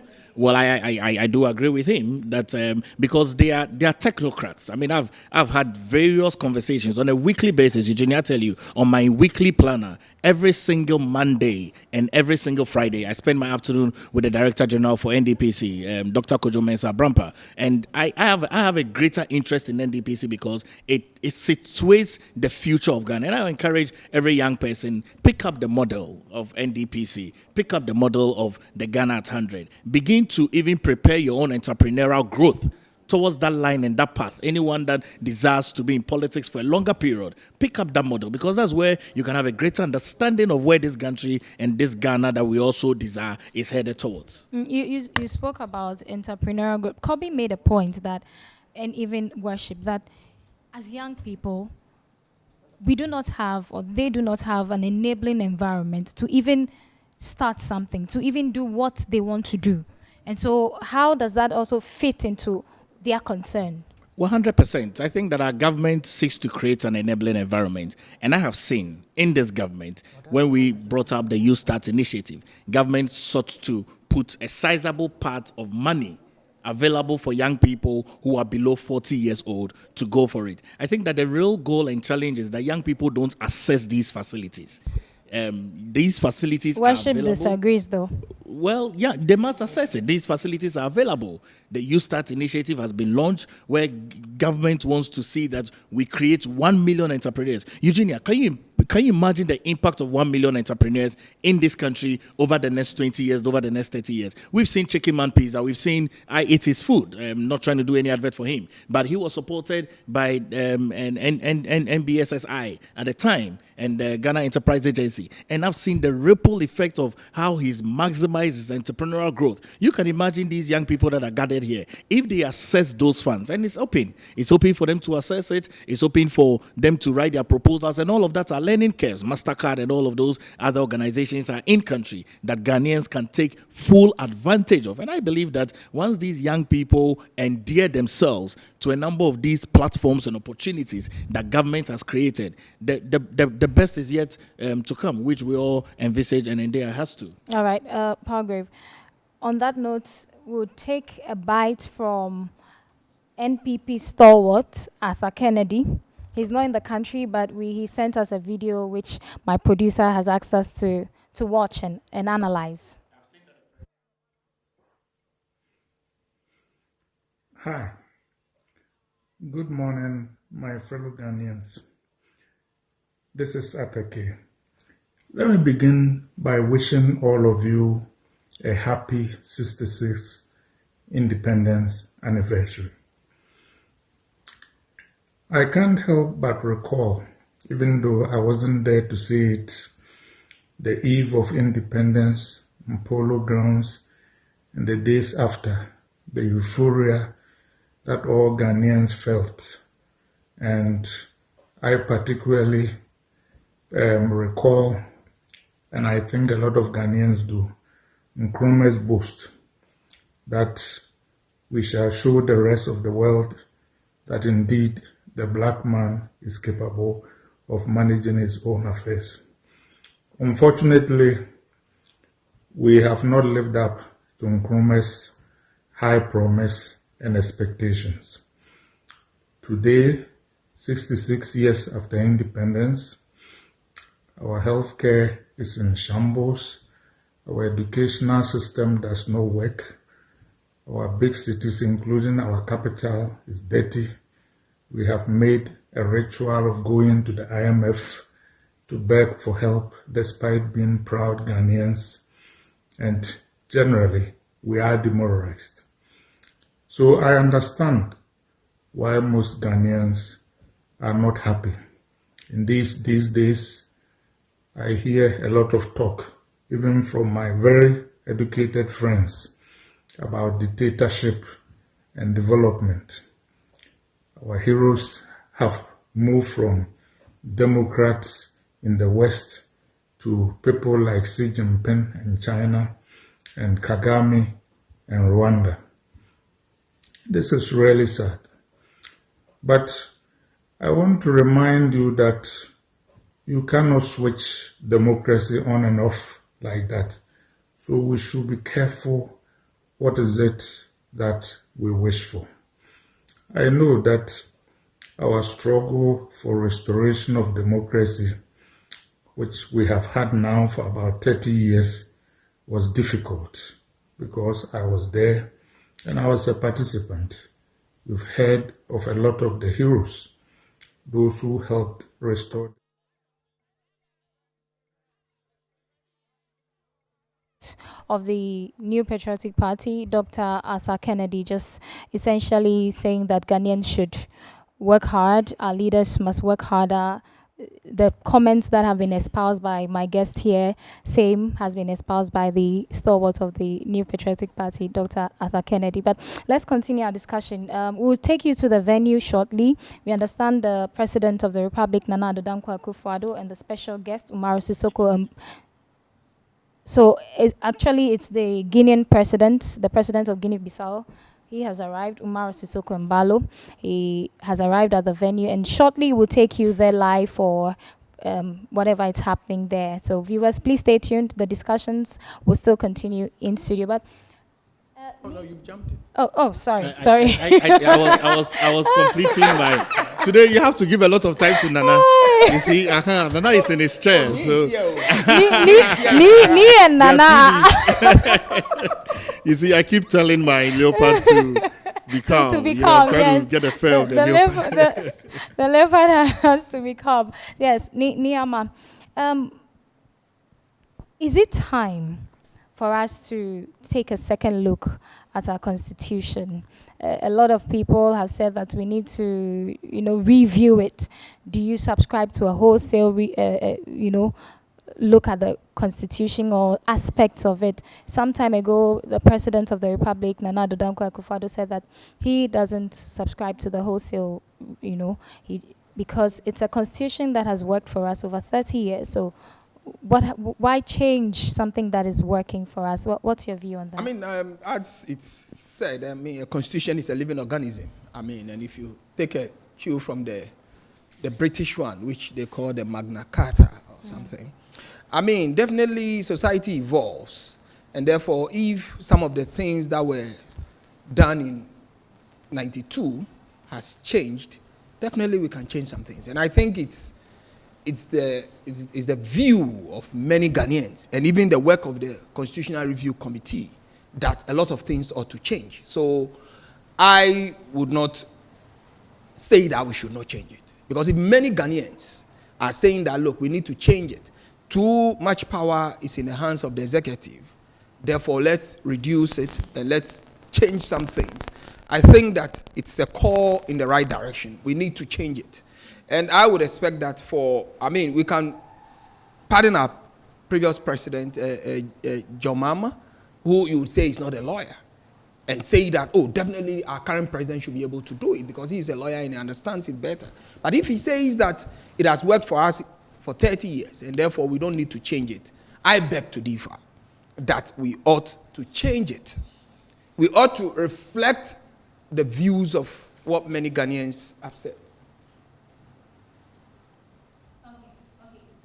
We ought to reflect the views of what many Ghanaians have said. And besides that, a lot of money was invested in the exercise. And we had no mean people on the Constitutional Review Committee.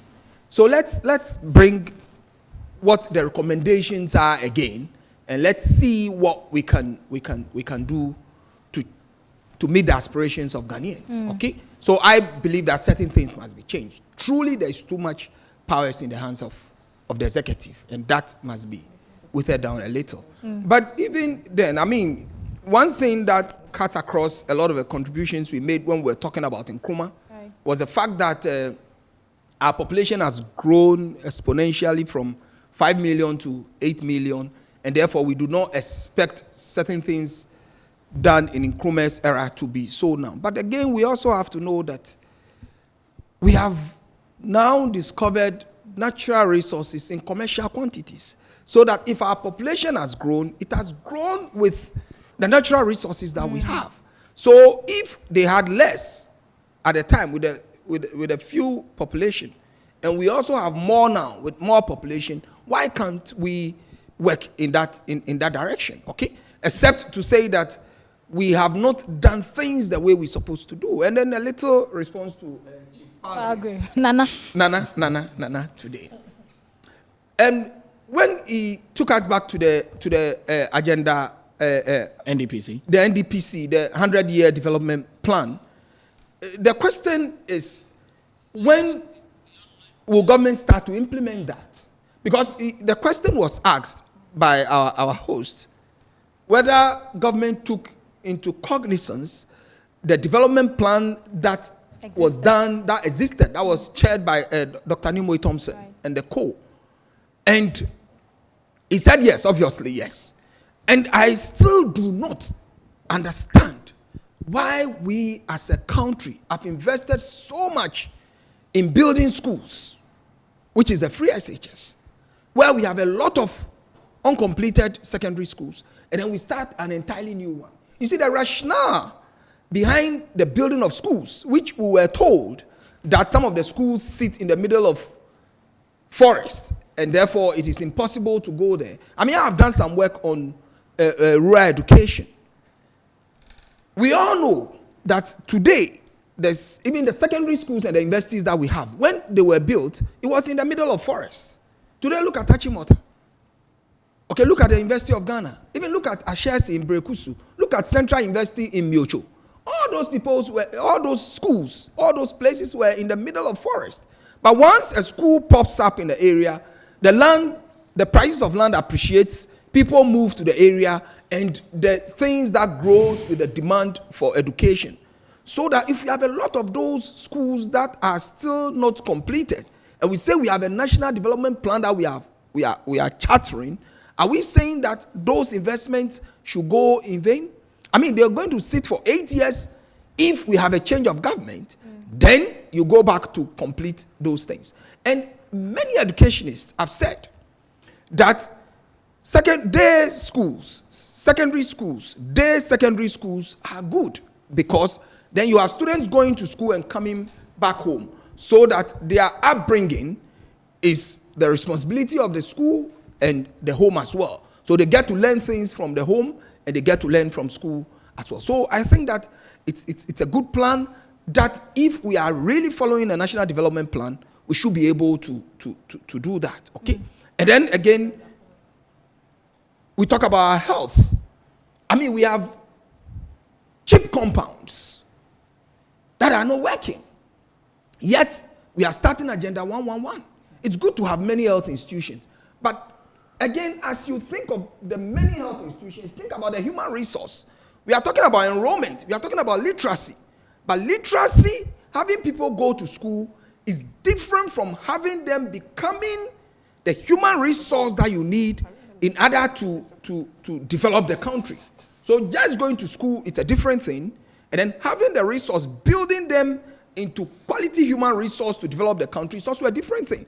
So if you read the literature, some educationists have really argued whether if you have, let's say, 100 cities, you use the 100 city to educate 100 people at the basic level, or you use it to educate 10 people who will get to the top in order to bring the change. Okay? So we as a country would have to think about it, that we want the numbers, which becomes quantity, or we want the quality.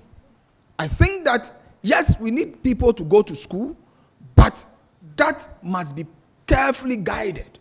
Because the way we have it now, I mean, we have argued that looking at where we are, technical vocational education should have been prioritized over grammar education.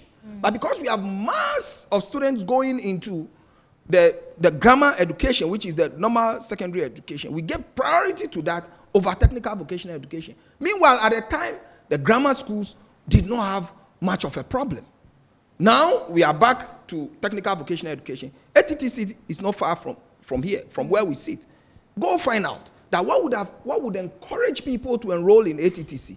Give them good feeding, good food, good accommodation, make it very good for them, and promise them of jobs when they finish school. That anybody who enrolls in ATTC, immediately they finish. I mean, what Nkrumah did, Farmers Brigade, Workers Brigade, etc. They are immediately enrolled into the development of the country.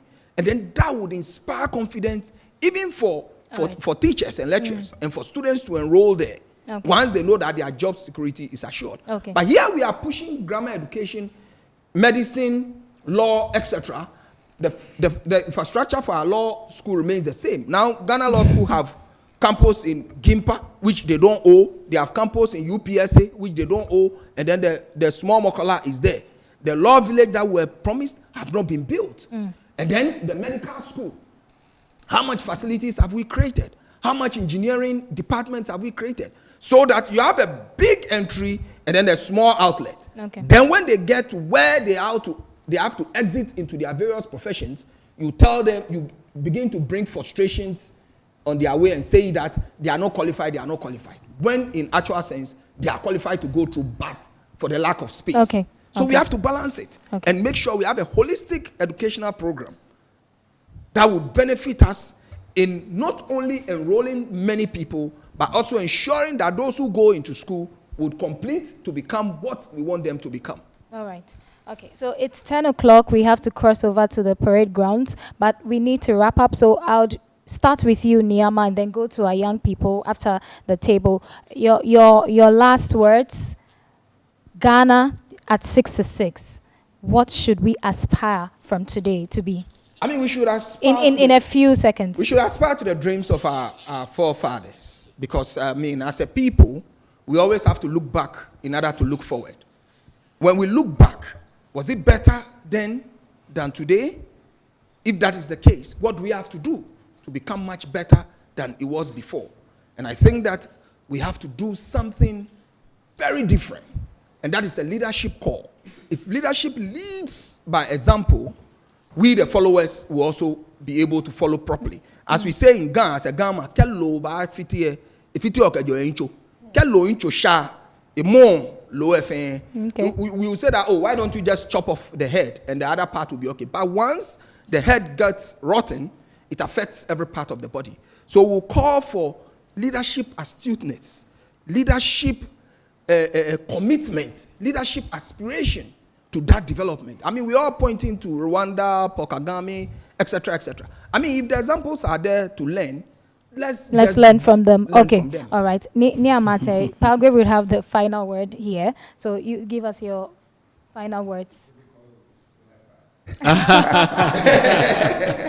Yeah, I need to say that such opportunities don't come. They are rarely available. So when you get them, you want to bring up certain issues. So our leadership will listen. It doesn't take away from the fact that we are all Ghanaians, and doesn't take away from the fact that we want Ghana to get to the destination that our forefathers dreamt about. I mean, like we started, people lost their lives. They lost their freedom. People did things just to ensure that today, whatever free air we breathe in will be ensured. We are thankful for that. But let us do things in a way as to continue with that journey, so that Ghana becomes the gateway not only to Africa, but to the world. Okay. But my uncle just sent me a text saying, I should tell you that this idea of government should come and build toilet for me, government should come and do, it should be exercised from our body politic. I mean, people should be encouraged to deal with what they have around them, so as to continue with the journey we have embarked upon. Yeah. Okay. All right. Palgrave. You know, when Uncle Nee's uncle is sending a message, then you should know that our senior citizens are watching. Right. You know, but really, yes, I think that today has been a very good day. The conversations have been good. Government has built 60 free TVET schools. I've just sent the link to you. Junior, you can check that. It's www.ctvet.gov.gh. 60 of them. Government has put all of that, and that's free. It's free. We wish the Ghanaian people a happy independence. Let's be resilient. Let's remember we are proud people. Let's be sure that the country that we so desire is going to be the country that we live in. I've written an article, Ghana in the next 34 years, a look back in the century. You can get a copy as well and read through to see my perspectives and options. Thank you. All right. Thank you very much. Thank you very much, gentlemen. But please hold on. We'll go around to our young people to share their thoughts about Ghana. What's the way forward? What do you see? How can you also contribute? Because it's not just about our leaders bashing them here and there, but we also have a role to play as citizens. So what role can you play in your small corner? When the chief speaks, that should end it. No, in this community, yes, but we are going to the lower chamber. Oh, okay. All right, Daniel. Okay, so I would say that for every Ghanaian listening to me, this is our country, this is our nation. let's be very patriotic and then love the country and do whatever we can in our stead for the development of the country. And especially for the youth, if you are a student, you are a young person and you want to learn more about business development and all that, what I do to help the Ghanaian society is that I support young people trying to enter into business and young people who also want to learn based on my experience in corporate multinationals. So you can connect with me, www.danielsapon.com, or on social media, Daniel_Sapon7, and I'll be happy to provide some mentorship and support. All right, thank you very much, Daniel. Benis.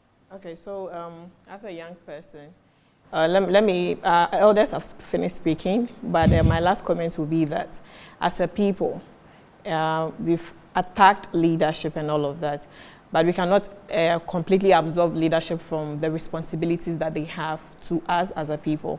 And so when a child is born, it takes the upbringing that is given the child for the child to grow to become what the parents expect of him. So the steps that our leaders will take us through should be able to guide us as a young people to aspire to something more. So personally, what will I do to, improve the situation? All right, viewers, in your shot is the arrival of President Nana Addo Dankwa Akufo-Addo. Shortly, he would be receiving the national salute and the program would kickstart. So we'll bring you a live coverage of that. We're trying to wrap up here in the studio. So Benis, you can go on. Yeah, so as a young person, what do I do? The first thing is that when I'm speaking, I speak of the hope that the country offers. And I earlier said that I do have hope in the country. So the first thing as a young person, you need that hope, internal hope, and the ability to be able to foster it. If you have something you are looking out for, do not be despaired by the things around you. You need that internal hope. Stand on that. And that will be the moving step that you need to be able to get to where you want to get to. Okay. So that will be my thought. Yes. Yeah, before that, I wanted to state my source for the statistic I put out here, and it's by the Mo Ibrahim Foundation in their 2017 Mo Ibrahim Forum report, which states that 50% of tertiary Ghanaians are leaving the country annually, 2017 report. And in fact, to back that, Ghanaians, not Africans. And in fact, the Afrobarometer also stated that 4 out of 10 Ghanaians, this is not tertiary, 4 out of 10 Ghanaians are contemplating leaving the country annually. So this is not something I came up with. Now, to say that, how do I see the future of Ghana and what role am I playing in building that kind of future? I would say, first of all, I am not a pessimist. I have so much hope in Ghana. And every day when I wake up, I hope that I can have quality education such that, I don't have to travel abroad to go get an education.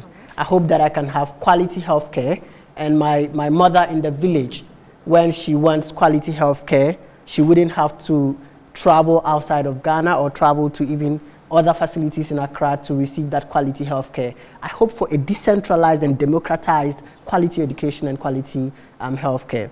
What role can I play in that? I founded an organization called the Coalition for Positive Impact, and what CPI does is providing business development services and seed funding for young entrepreneurs in northern Ghana.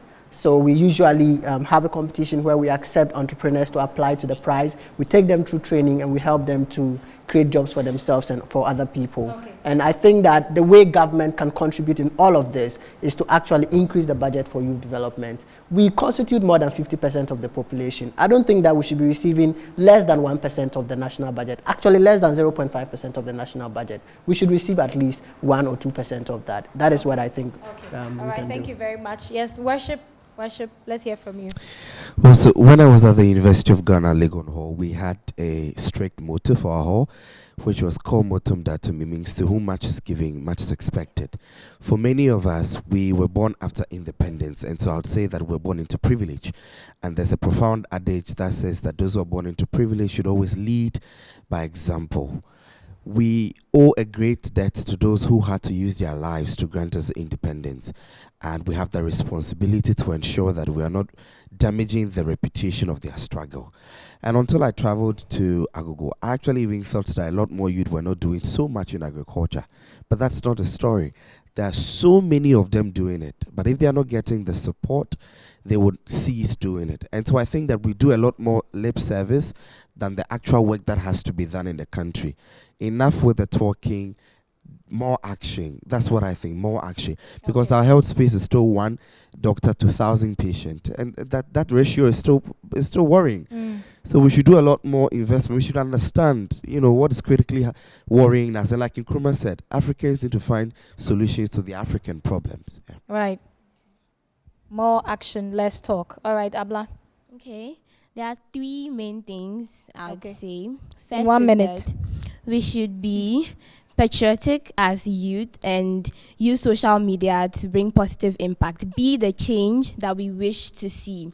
Second is we should volunteer. If you want to see it done right, be a part of it. You don't have to do it because you expect something in return, but because, 2.1, you are patriotic. So we should always volunteer and take up opportunities to help. And thirdly, we should get mentors. Your mentor doesn't necessarily have to be someone who is so far out of your reach. Even if the person is so far out of your reach, study their traits. What do they do that makes them better, that makes the world better? Is it their discipline? Is it consistency? What do they do? Just look at them. And let's not forget that now Ghana is really being recognized globally. We have December in Ghana. Everybody wants to claim that I'm Ghanaian. So we will get there. We'll get there. Kobiche, generational thinker. Yes, so in my own small way, those who follow me on social media, I have the project Go There with Kobiche, where I moved to rural communities to share the untold stories. Just last week, we commissioned 3 boreholes because of a story I went to an area to cover. So, to social media users, to bloggers, to influencers as youth, let's capitalize on social media. You travel, you notice that a lot of youth are capitalizing on social media, creating applications to help their own circles. Even though we are still getting the challenges as to whether the government or the individuals are going to support, let's change the narrative. And again, to the youth out there, let's not be active during campaigns. Let's be active after campaigns. Let's be active in decision making. I see a lot of youth very active and vibrant when they are wearing party t-shirts. That is when you see them aggressively supporting a political party. But when we come to after the election, where we have to also come together to put on the flag of Ghana, to wear national colors, to fight and also stand and ask for accountability, that becomes a problem. Just for the same energy in pushing a political party, in building Ghana. Thank you. Right. Thank you very much. I've really enjoyed myself. I hope you have too. It's been a wonderful time talking about Ghana here on our Independence Day special. Viewers, I hope you've had an insightful time as well. You've learnt 1 or 2. But the most important thing is that Ghana is all we have. We must guard and protect it with all our heart. Politicians, citizens, everybody, we have a role to play. Together, we can make it happen. We'll cross over to the Independence venue in the Volta region where the parade is happening. The president has already arrived, but know that right here on Metro TV, the party goes on. The fufu party, the wache party, whatever local dish you can think of is happening right here. So feel free to pass by our studios for some, balls of kinke or fufu just to make your day. It's been a live coverage, and before I go, let me say happy birthday, happy 70th birthday to Mrs. Stella Nyama of Adekunle, from your children, Nanekia, Ura, and Ajwa. Mrs. Stella Nyama Adekunle. Happy birthday to you, viewers. This has been our Independence Day coverage. We'll see you. Please keep watching Metro TV. We have more to bring your way today and subsequent days. Good morning. I thought them got to trade casino. No catch any day. Remember the me. If you know what happened, I have a deal. And when they get so to a what's happening, meant to be in Kawano, meant to be in Kawano.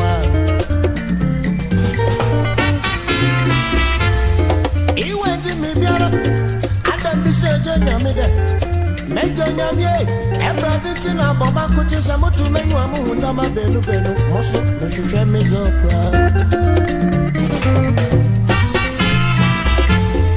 Yejo nyami asamo ketra damide.